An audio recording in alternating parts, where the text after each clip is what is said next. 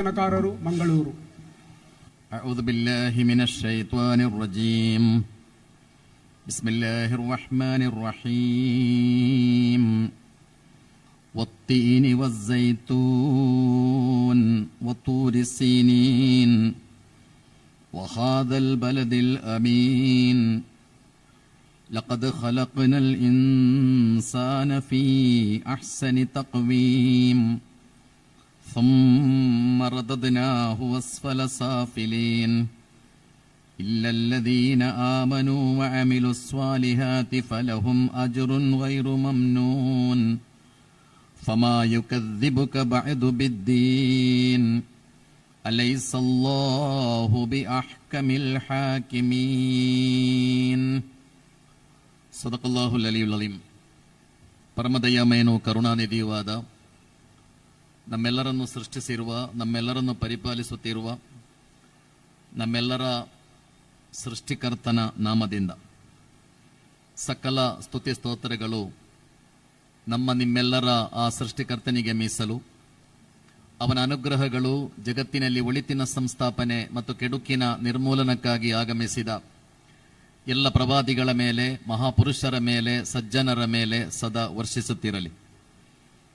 ಅಂಜೂರ ಮತ್ತು ಇಪ್ಪೆಯಾಣೆ, ಸೀನಾಯಿ ಪರ್ವತದಾಣೆ ಮತ್ತು ಈ ಶಾಂತಿಪೂರ್ಣ ಮಕ್ಕ ನಗರದಾಣೆ. ನಾವು ಮಾನವನನ್ನು ಅತ್ಯುತ್ತಮ ಪ್ರಕೃತಿಯಲ್ಲಿ ಸೃಷ್ಟಿಸಿರುತ್ತೇವೆ. ತರುವಾಯ ನಾವು ಅವನನ್ನು ಪಲ್ಲಟಗೊಳಿಸಿ ನೀಚರಲ್ಲಿ ಅತ್ಯಂತ ನೀಚನಾಗಿ ಮಾಡಿದೆವು. ಆದರೆ ವಿಶ್ವಾಸವಿರಿಸಿಕೊಂಡ ಮತ್ತು ಸತ್ಕರ್ಮವೆಸಗುತ್ತಿದ್ದವರ ಹೊರತು ಅವರಿಗೆ ಎಂದೂ ಮುಗಿಯದಂತಹ ಸತ್ಫಲವಿದೆ. ಸಂದೇಶವಾಹಕರೇ, ಇದರ ನಂತರ ಇನ್ನಾರು ತಾನೇ ಪುರಸ್ಕಾರ ಮತ್ತು ಶಿಕ್ಷೆಯ ವಿಷಯದಲ್ಲಿ ನಿಮ್ಮನ್ನು ಸುಳ್ಳಾಗಿಸಬಲ್ಲರು? ಅಲ್ಲಾಹನು ಎಲ್ಲ ಅಧಿಪತಿಗಳಿಗಿಂತ ಮಹಾ ಅಧಿಪತಿಯಲ್ಲವೇ? ಜಮಾಯತೆ ಇಸ್ಲಾಮಿ ಯಾದಗಿರಿ ಶಾಖೆಯ ವತಿಯಿಂದ ಆಯೋಜಿಸಲ್ಪಟ್ಟಿರುವ ಪವಿತ್ರ ಕುರ್ಆನ್ ಪ್ರವಚನ ಕಾರ್ಯಕ್ರಮದ ವೇದಿಕೆಯಲ್ಲಿ ಸಾನ್ನಿಧ್ಯವನ್ನು ವಹಿಸಿರುವ ಅತ್ಯಂತ ಆದರಣೀಯ ಸ್ವಾಮೀಜಿಯವರೇ, ಗೌರವಾನ್ವಿತ ಧರ್ಮಗುರುಗಳೇ, ಈ ಸಮಾರಂಭದ ವಿಶೇಷ ಅತಿಥಿ, ಈ ಕ್ಷೇತ್ರದ ಜನಪ್ರಿಯ ಶಾಸಕರೇ,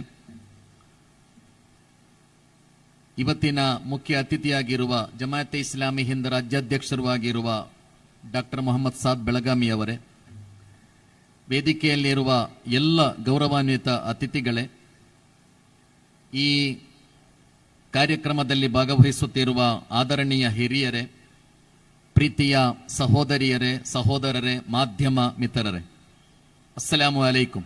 ನಿಮ್ಮೆಲ್ಲರ ಮೇಲೆ ದೇವನ ಶಾಂತಿ ಮತ್ತು ಕರುಣೆ ಇರಲಿ. ಜಮಾಯತೆ ಇಸ್ಲಾಮಿ ಈ ನಾಡಿನಾದ್ಯಂತ ಕನ್ನಡದಲ್ಲಿ ಸಾರ್ವತ್ರಿಕವಾಗಿ ಸಾರ್ವಜನಿಕ ಕುರ್ಆನ್ ಪ್ರವಚನ ಕಾರ್ಯಕ್ರಮಗಳನ್ನು ಕಳೆದ 10 ಹಲವು ವರ್ಷಗಳಿಂದ ನಿರಂತರವಾಗಿ ನಡೆಸ್ತಾ ಬಂದಿದೆ. ಈ ಕಾರ್ಯಕ್ರಮಗಳು ಯಾಕೆ ಎಂಬ ಸಂಶಯ ಕೆಲವರಿಗಾದರೂ ಇರಬಹುದು. ಯಾಕೆಂದರೆ ಸಂಶಯ ಮತ್ತು ಭ್ರಮೆಯ ಸಮಾಜದಲ್ಲೇ ನಾವು ಬದುಕುತ್ತಾ ಇರೋದು. ಆದ್ದರಿಂದ ಈ ಕಾರ್ಯಕ್ರಮದ ಉದ್ದೇಶ ಏನು ಎಂಬುದನ್ನು ಸಂಕ್ಷಿಪ್ತವಾಗಿ ನಾನು ಸ್ಪಷ್ಟಪಡಿಸ್ತಾ ಇದ್ದೆ. ಈ ಕಾರ್ಯಕ್ರಮ ಒಂದು ಅರಿವು ಮೂಡಿಸುವಂತಹ ಕಾರ್ಯಕ್ರಮ ಇದು. ಇದು ಪರಸ್ಪರರನ್ನು ತಿಳಿಯುವಂತಹ ಕಾರ್ಯಕ್ರಮ ಇದು. ಅರಿವು ಎಂಬುದು ನಮ್ಮ ಸಂಪತ್ತು, ಅರಿವು ನಮ್ಮ ಆಸ್ತಿ, ಅರಿವು ನಮ್ಮ ಶಕ್ತಿ. ಅಜ್ಞಾನ ಎಂಬುದು ನಮ್ಮ ಶತ್ರು, ಅಜ್ಞಾನ ನಮ್ಮ ವೈರಿ. ಆದ್ದರಿಂದ ತಿಳಿಯುವ ಮತ್ತು ತಿಳಿಸುವ ಕೆಲಸಗಳು ಸಮಾಜದಲ್ಲಿ ನಿರಂತರವಾಗಿ ನಡೀತಲೇ ಇರಬೇಕು. ಅದರಲ್ಲೂ ಮುಖ್ಯವಾಗಿ ವಿವಿಧ ಧರ್ಮಗಳು, ವಿವಿಧ ಜಾತಿಗಳು, ವಿವಿಧ ಆಚಾರ ವಿಚಾರಗಳು ಇದೆಲ್ಲವೂ ಇರುವ ಒಂದು ಸಮಾಜದಲ್ಲಿ ಎಲ್ಲ ಧರ್ಮಗಳ, ಎಲ್ಲ ಜಾತಿಗಳ ಅವರ ಆಚಾರ ವಿಚಾರಗಳೇನು, ಅವರ ನಂಬಿಕೆಗಳೇನು, ಅವರ ಗ್ರಂಥದ ಸಂದೇಶಗಳೇನು, ಇದನ್ನೆಲ್ಲ ತಿಳಿಯುವಂತಹ ಅವಕಾಶಗಳಿದ್ದರೆ ತಪ್ಪು ಕಲ್ಪನೆಗಳು ದೂರ ಆಗುತ್ತದೆ. ಅಪನಂಬಿಕೆಗಳು ದೂರ ಆಗ್ತದೆ, ಅಪರಿಚಿತತೆ ದೂರ ಆಗ್ತದೆ. ನಿಮಗೆ ಯಾವ ವಿಷಯದ ಬಗ್ಗೆ ತಿಳುವಳಿಕೆ ಇಲ್ಲವೋ ನೀವು ಆ ವಿಷಯದ ಶತ್ರುಗಳಾಗ್ತೀರಿ ಅಂತ. ನಿಮಗೆ ಯಾವುದರ ಅರಿವು ಇರುವುದಿಲ್ಲ, ನೀವು ಅದರ ವೈರಿಗಳಾಗುತ್ತೀರಿ. ಆದ್ದರಿಂದ ತಿಳುವಳಿಕೆ ಇರುವಾಗ ಅಪನಂಬಿಕೆಗಳು ದೂರ ಆಗ್ತದೆ. ಸಮಾಜದಲ್ಲಿ ಎಲ್ಲರೂ ಎಲ್ಲವನ್ನೂ ಆಲಿಸುವ ಅವಕಾಶಗಳು ಸಿಗುವುದಾದರೆ, ಗೀತೆಯ ಸಂದೇಶಗಳನ್ನು ನಾವೆಲ್ಲರೂ ಒಟ್ಟಿಗೆ ಕುಳಿತುಕೊಂಡು ಆಲಿಸುವ ಅವಕಾಶಗಳಿದ್ದರೆ, ಬೈಬಲ್ನ ಸಂದೇಶಗಳನ್ನು ನಾವೆಲ್ಲರೂ ಒಟ್ಟಿಗೆ ಕುಳಿತುಕೊಂಡು ಆಲಿಸುವ ಅವಕಾಶಗಳಿರುವುದಾದರೆ, ಬಸವಣ್ಣನವರ ವಚನಗಳ ಸಂದೇಶಗಳನ್ನು ನಾವೆಲ್ಲ ಒಟ್ಟಿಗೆ ಹೀಗೆ ಕೂತುಕೊಂಡು ಆಲಿಸುವ ಅವಕಾಶಗಳು ಧಾರಾಳ ಇರುವುದಾದರೆ, ಕುರ್ಆನ್ನ ಸಂದೇಶಗಳನ್ನು ನಾವೆಲ್ಲರೂ ಒಟ್ಟಿಗೆ ಹೀಗೆ ತಿಳಿಯುವ ಅರಿಯುವ ಅವಕಾಶಗಳು ಸಿಗುವುದಾದರೆ, ಖಂಡಿತವಾಗಿಯೂ ನಮ್ಮ ಮನಸ್ಸು ಸ್ವಚ್ಛ ಆಗ್ತದೆ, ನಮ್ಮ ಹೃದಯಗಳು ಬೆಸೆಯುತ್ತದೆ, ನಮ್ಮ ಸಂಬಂಧಗಳು ಬಹಳ ಬಲಿಷ್ಠ ಆಗ್ತದೆ. ಸಂಬಂಧಗಳೆಲ್ಲ ಬಹಳ ದುರ್ಬಲವಾಗುತ್ತಿರುವ ಕಾಲದಲ್ಲಿ ನಾವು ಬದುಕುತ್ತಾ ಇರು. ನಿಜವಾಗಿ ನಮ್ಮದು ಅಂತರ ಕಡಿಮೆಯಾಗುತ್ತಿರುವ ಜಗತ್ತು. ಭೂಮಿ ಮತ್ತು ಆಕಾಶದ ಮಧ್ಯೆ ಅಂತರ ಕಡಿಮೆಯಾಗಿದೆ. ಬಹಳ ಬೇಗ ನಾವು ಆಕಾಶಕ್ಕೆ ತಲುಪಬಲ್ಲೆವು. ಈಗ ಒಂದು ದೇಶದಿಂದ ಇನ್ನೊಂದು ದೇಶಕ್ಕೆ ಅಂತರ ಬಹಳ ಕಡಿಮೆ, ಒಂದು ನಗರದಿಂದ ಇನ್ನೊಂದು ನಗರಕ್ಕೆ ಅಂತರ ಬಹಳ ಕಡಿಮೆ. ಬಹಳ ವೇಗವಾಗಿ ನಾವು ಒಂದು ದೇಶದಿಂದ ಇನ್ನೊಂದು ದೇಶಕ್ಕೆ, ಒಂದು ನಗರದಿಂದ ಇನ್ನೊಂದು ನಗರಕ್ಕೆ ತಲುಪಬಲ್ಲೆವು. ನಮಗೆಲ್ಲರಿಗೂ ಗೊತ್ತಿದೆ, ಮನುಷ್ಯರ ಮಧ್ಯೆ ಅಂತರ, ಮನುಷ್ಯರನ್ನು ತಿಳುವಳಿಕೆಯ ಮೂಲಕ ಪರಸ್ಪರ ನಿಕಟಗೊಳಿಸುವ ಕೆಲಸವನ್ನು ಜಮಾಅತೆ ಇಸ್ಲಾಮಿ ಬಹಳ ಪ್ರಾಮಾಣಿಕವಾಗಿ ಮಾಡುತ್ತಾ ಇದೆ. ಎರಡನೇದಾಗಿ ಕುರ್ಆನ್ನಲ್ಲಿ ಒಂದು ಸಂದೇಶ ಇದೆ, ವಲಾ ತಸ್ತವಿಲ್ ಹಸನತು ವಲ ಸಯ್ಯಿಆತ್ ಇದ್ಫಾ ಬಿಲ್ಲತಿ ಹಿಯ ಅಹ್ಸನ್ ಫಇದಲ್ಲದಿ ಬೈನಕ ವ ಬೈನಹು ಅದಾವತುನ್ ಕಅನ್ನಹು ವಲಿಯುನ್ ಹಮೀಮ್ ಅಂತ. ಕುರ್ಆನ್ ಕಲಿಸಿಕೊಡುವ ಪಾಠ, ಒಳಿತು ಮತ್ತು ಕೆಡುಕು ಸಮಾನ ಅಲ್ಲ ಅಂತ ಕುರ್ಆನ್ ಹೇಳುವುದು. ಇದ್ಫಾ ಬಿಲ್ಲತಿ ಹಿಯ ಅಹ್ಸನ್, ನೀವು ಎಲ್ಲಾ ಕೆಡುಕುಗಳನ್ನು ಒಳಿತುಗಳ ಮೂಲಕ ನಿವಾರಿಸಬೇಕು. ಹಗೆತನವನ್ನು ಹಗೆತನದ ಮೂಲಕ ನಿವಾರಿಸುವುದು ಖಂಡಿತ ಸಾಧ್ಯ ಇಲ್ಲದ ಕೆಲಸ. ವಿದ್ವೇಷವನ್ನು ವಿದ್ವೇಷದ ಮೂಲಕ ನಿವಾರಿಸುವುದು, ಕೆಡುಕುಗಳನ್ನು ಕೆಡುಕುಗಳ ಮೂಲಕ ನಿವಾರಿಸುವುದು, ಸುಳ್ಳುಗಳನ್ನು ಸುಳ್ಳುಗಳ ಮೂಲಕ ನಿವಾರಿಸುವುದು ಅದೆಂದು ಖಂಡಿತ ನಡೆಯದ ಕೆಲಸ. ನೀವು ಎಲ್ಲಾ ಕೆಡುಕುಗಳನ್ನು ಒಳಿತುಗಳ ಮೂಲಕ ನಿವಾರಿಸಬೇಕು. ಸಮಾಜಕ್ಕೆ ಧಾರಾಳ ಧಾರಾಳ ಒಳ್ಳೆಯ ಸಂದೇಶಗಳು ಸಿಗುತ್ತಲೇ ಇರಬೇಕು. ನಮ್ಮ ಮಕ್ಕಳಿಗೆ, ಯುವಕರಿಗೆ ಎಲ್ಲಾ ವೇದಿಕೆಗಳಿಂದ, ಎಲ್ಲಾ ಕಾರ್ಯಕ್ರಮಗಳಲ್ಲಿ ಅವರು ಆಲಿಸುತ್ತಿರುವುದು ಹಗೆತನದ, ವಿದ್ವೇಷದ, ಬೇರ್ಪಡಿಸುವಿಕೆಯ ಚಿಂತನೆಗಳನ್ನೇ ಅವರು ನಿರಂತರ ಆಲಿಸ್ತಾ ಇದ್ದರೆ ಅವರು ಹೇಗೆ ಒಳ್ಳೆಯವರಾಗಲಿಕ್ಕೆ ಸಾಧ್ಯ? ನನ್ನ ಮತ್ತು ನಿಮ್ಮ ಮಕ್ಕಳು ಎಲ್ಲೋ ಕಡೆಯಿಂದ ವಿದ್ವೇಷದ, ಅಪನಂಬಿಕೆಗಳ, ಹಗೆತನದ ಈ ಮಾತುಗಳನ್ನೇ, ಹೇಟ್ ಸ್ಪೀಚ್ ಅನ್ನು ಆಲಿಸ್ತಾ ಇದ್ದಾರೆ ಎಂದಾದರೆ ಖಂಡಿತ ನಮ್ಮ ಮಕ್ಕಳು ಒಳ್ಳೆಯವರಾಗಲಿಕ್ಕೆ ಸಾಧ್ಯವೇ ಇಲ್ಲ. ಆದ್ದರಿಂದ ನಮ್ಮ ಮಕ್ಕಳು ಒಳ್ಳೆಯ ಸಂದೇಶಗಳನ್ನು ಆಲಿಸ್ತಾ ಇರಲಿ. ನಮ್ಮ ಮನೆಗಳಿಂದ, ನಮ್ಮ ವೇದಿಕೆಗಳಿಂದ, ಸಮಾಜದ ಎಲ್ಲ ಕಡೆಯಿಂದ ನನ್ನ ಮತ್ತು ನಿಮ್ಮ ಮಕ್ಕಳು ಒಳ್ಳೆಯ ಸಂದೇಶಗಳನ್ನು, ಮನುಷ್ಯರನ್ನು ಪ್ರೀತಿಸುವ, ಮನುಷ್ಯರನ್ನು ಗೌರವಿಸುವ, ಬದುಕಿನಲ್ಲಿ ಧಾರಾಳ ಧಾರಾಳ ವ್ಯಾಲ್ಯೂಸ್ಗಳನ್ನು ಪಾಲಿಸಬೇಕು ಎಂಬ ಸಂದೇಶಗಳು, ಇದನ್ನು ಎಲ್ಲಾ ಕಡೆಯಿಂದ ನಮ್ಮ ಮಕ್ಕಳು ಆಲಿಸ್ತಾ ಇರುವುದಾದರೆ ಖಂಡಿತ ನಾಳೆಯ ತಲೆಮಾರು ಒಳ್ಳೆಯ ತಲೆಮಾರು ಆಗ್ತದೆ. ಖಂಡಿತ ನಾಳೆ ನಮ್ಮ ಮಕ್ಕಳು ಅವರು ಒಳ್ಳೆಯ ಮಕ್ಕಳಾಗ್ತಾರೆ. ಅವರು ಈ ದೇಶದ ಅತ್ಯಂತ ಒಳ್ಳೆಯ ಸತ್ಪ್ರಜೆಗಳಾಗ್ತಾರೆ. ಜಮಾಅತೆ ಇಸ್ಲಾಮಿ ಕುರ್ಆನ್ ಪ್ರವಚನದ ಮೂಲಕ ಬಯಸುವುದದು. ಈ ಸಮಾಜಕ್ಕೆ ಒಳ್ಳೆಯದನ್ನು ಹೇಳಿಕೊಡ್ತಾ ಇರಬೇಕು. ನೀವು ಎಲ್ಲಾ ಕಡೆಗಳಿಂದಲೂ ಸಮಾಜ ಒಳ್ಳೆಯದನ್ನು ಆಲಿಸ್ತಾ ಇರಬೇಕು. ನಮ್ಮ ಮಕ್ಕಳು, ವಿದ್ಯಾರ್ಥಿಗಳು, ಯುವಕರು ಅವರೆಲ್ಲಾ ಕಡೆಯಿಂದ ಒಳ್ಳೆಯ ಚಿಂತನೆಗಳನ್ನು ಆಲಿಸ್ತಾ ಇರಬೇಕು. ಹಾಗೆ ನಿರಂತರವಾಗಿ ಒಳ್ಳೆಯ ಸಂದೇಶಗಳನ್ನೇ ನಮ್ಮ ಮಕ್ಕಳು ಆಲಿಸುವುದಾದರೆ ಖಂಡಿತ ನಮ್ಮೆಲ್ಲರ ಮಕ್ಕಳು ಈ ದೇಶದ ಅತಿ ದೊಡ್ಡ ಆಸ್ತಿಗಳಾಗ್ತಾರೆ. ಜಮಾಅತೆ ಇಸ್ಲಾಮಿ ನಡೆಸುತ್ತಿರುವ ಕುರ್ಆನ್ ಪ್ರವಚನದ ಪ್ರಾಮಾಣಿಕವಾದ ಉದ್ದೇಶ ಇದು. ಸಹೋದರ ಸಹೋದರಿಯರೇ, ಇವತ್ತಿನ ನಮ್ಮ ಚರ್ಚೆಯ ವಿಷಯ ಮಾನವ ಘನತೆ ಎಂಬುದಾಗಿದೆ. ಪವಿತ್ರ ಕುರ್ಆನ್ನಲ್ಲಿ ಮನುಷ್ಯನ ಬಗ್ಗೆ ಹೇಳಲಾಯಿತು, ಲಕದ್ ಖಲಕ್ನಲ್ ಇನ್ಸಾನ ಫೀ ಅಹ್ಸನಿ ತಕ್ವೀಮ್ ಅಂತ. ದೇವ ಆಣೆ ಹಾಕಿ ಹೇಳುವುದು, ಕೆಲವು ವಸ್ತುಗಳ ಮೇಲೆ ಆಣೆ ಹಾಕಿ ದೇವ ಹೇಳುವುದು, ಲಕದ್ ಖಲಕ್ನಲ್ ಇನ್ಸಾನ ಫೀ ಅಹ್ಸನಿ ತಕ್ವೀಮ್. ಮನುಷ್ಯರನ್ನು ನಾವು ಅತ್ಯುತ್ತಮ ಪ್ರಕೃತಿಯಲ್ಲಿ ಸೃಷ್ಟಿಸಿದ್ದೇವೆ ಅಂತ. ಜಗತ್ತಿನಲ್ಲಿ ಧಾರಾಳ ಜೀವಿಗಳಿವೆ, ನಮಗಿಂತ ಎಷ್ಟೋ ಶಕ್ತಿ ಇರುವ, ಸಾಮರ್ಥ್ಯ ಇರುವ ಧಾರಾಳ ಪ್ರಾಣಿಗಳು, ಜೀವಿಗಳು ಜಗತ್ತಿನಲ್ಲಿದೆ. ಆದರೆ ಈ ಎಲ್ಲ ಪ್ರಾಣಿಗಳನ್ನು, ನಿಮಗಿಂತ ಎಷ್ಟೋ ಸಾಮರ್ಥ್ಯ, ಶಕ್ತಿ ಇರುವ ಎಲ್ಲವುಗಳನ್ನು ಮನುಷ್ಯ ತನ್ನ ಅಧೀನಕ್ಕೆ ಒಳಪಡಿಸಿದ್ದಾನೆ. ಯಾಕೆಂದ್ರೆ ಅವನಿಗೆ ವಿಶೇಷವಾದ ಬುದ್ಧಿಯನ್ನು ದೇವ ಕೊಟ್ಟ, ಅವನಿಗೆ ಅರಿವಿದೆ, ಅವನಿಗೆ ಗ್ರಹಣ ಶಕ್ತಿ ಇದೆ, ಅವನಿಗೆ ವಿವೇಕ ಇದೆ, ಅವನಿಗೆ ಜ್ಞಾನ ಇದೆ. ಇದೆಲ್ಲವೂ ಇರುವ ಕಾರಣದಿಂದ ಮನುಷ್ಯ ದೇವನ ಸೃಷ್ಟಿಗಳ ಪೈಕಿ ಅತ್ಯಂತ ಶ್ರೇಷ್ಠ ಜೀವಿ. ಅತ್ಯಂತ ಶ್ರೇಷ್ಠ ಜೀವಿ. ಮನುಷ್ಯ ಎಂಬುದು ಶರೀರ ಮಾತ್ರ ಅಲ್ಲಲ್ಲ. ಮನುಷ್ಯ ಅಂದರೆ ಶರೀರ ಮಾತ್ರ ಅಲ್ಲ, ಮನುಷ್ಯ ಅಂದರೆ ಆತ್ಮ ಮತ್ತು ಶರೀರ ಎರಡೂ ಸೇರಿದ್ದು.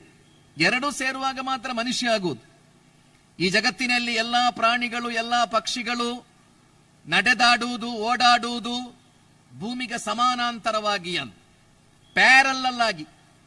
ಯಾವ ಪ್ರಾಣಿಯನ್ನು ನೋಡಿ, ಯಾವ ಪಕ್ಷಿಗಳನ್ನು ನೀವು ನೋಡಿ, ಅದೆಲ್ಲವೂ ಭೂಮಿಗೆ ಸಮಾನಾಂತರವಾಗಿ ಪ್ಯಾರಲ್ಲಾಗಿ ನಡೆದಾಡುತ್ತಾ ಇದೆ, ಓಡಾಡುತ್ತಾ ಇದೆ. ಮನುಷ್ಯ ಮಾತ್ರ ಭೂಮಿಗೆ ಲಂಬ ಆಗಿರುವುದು, ವರ್ಟಿಕಲ್ ಆಗಿರುವುದು. ಮನುಷ್ಯ ಭೂಮಿಗೆ ಲಂಬ, ವರ್ಟಿಕಲ್ ಆಗಿರುವುದು. ಅವನ ಪಾದ ಮಣ್ಣಿನಲ್ಲಿರುವುದಾದರೆ ಅವನ ತಲೆ ಮೇಲ್ಭಾಗದಲ್ಲಿ ಎದ್ದು ನಿಂತಿದೆ.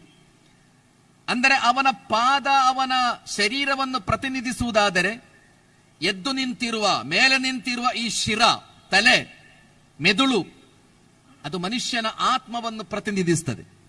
ಆದ್ದರಿಂದ ಮನುಷ್ಯ ಅಂದರೆ ಶರೀರ ಮತ್ತು ಆತ್ಮ ಎರಡೂ ಸೇರಿದ್ದು. ನಮ್ಮಲ್ಲಿ ನಾವು ನಮ್ಮ ಶರೀರದ ಬಗ್ಗೆ, ಶರೀರದ ಸ್ವಚ್ಛತೆ, ಶರೀರದ ಸೌಂದರ್ಯ, ಶರೀರದ ಆರೋಗ್ಯ, ಇದರ ಬಗ್ಗೆ ನಮಗೆಲ್ಲ ವಿಶೇಷವಾದ ಕಾಳಜಿ ಇದೆ. ನಮ್ಮಲ್ಲಿ ಕೆಲವರು 2 ಗಂಟೆ ಸ್ನಾನ ಮಾಡುವವರಿದ್ದಾರೆ ದಿನದಲ್ಲಿ, ಅಷ್ಟು ಸ್ವಚ್ಛತೆಯ ಬಗ್ಗೆ ಅವರಿಗೆ ಆಸಕ್ತಿ ಇದೆ. ಕೆಲವು ಯುವಕರು ದಿನದಲ್ಲಿ 1-2 ಗಂಟೆ ಕನ್ನಡಿಯ ಎದುರಿನಲ್ಲಿ ನಿಂತಿರ್ತಾರೆ, ಯಾಕೆಂದರೆ ಅವರ ಸೌಂದರ್ಯದ ಬಗ್ಗೆ ಇರುವ ಕಾಳಜಿ ಅದು. ಕೆಲವರು 1-2 ಗಂಟೆ ವ್ಯಾಯಾಮ ಮಾಡುವವರಿದ್ದಾರೆ. ಇದೆಲ್ಲ ಬೇಕು, ಇದೆಲ್ಲ ಮಾಡಲೇಬೇಕು. ನಮ್ಮ ಶರೀರದ ಸೌಂದರ್ಯ, ಅದರ ಆರೋಗ್ಯ, ಇದೆಲ್ಲ ಖಂಡಿತ ನಾವು ಕಾಪಾಡಿಕೊಳ್ಳಬೇಕು.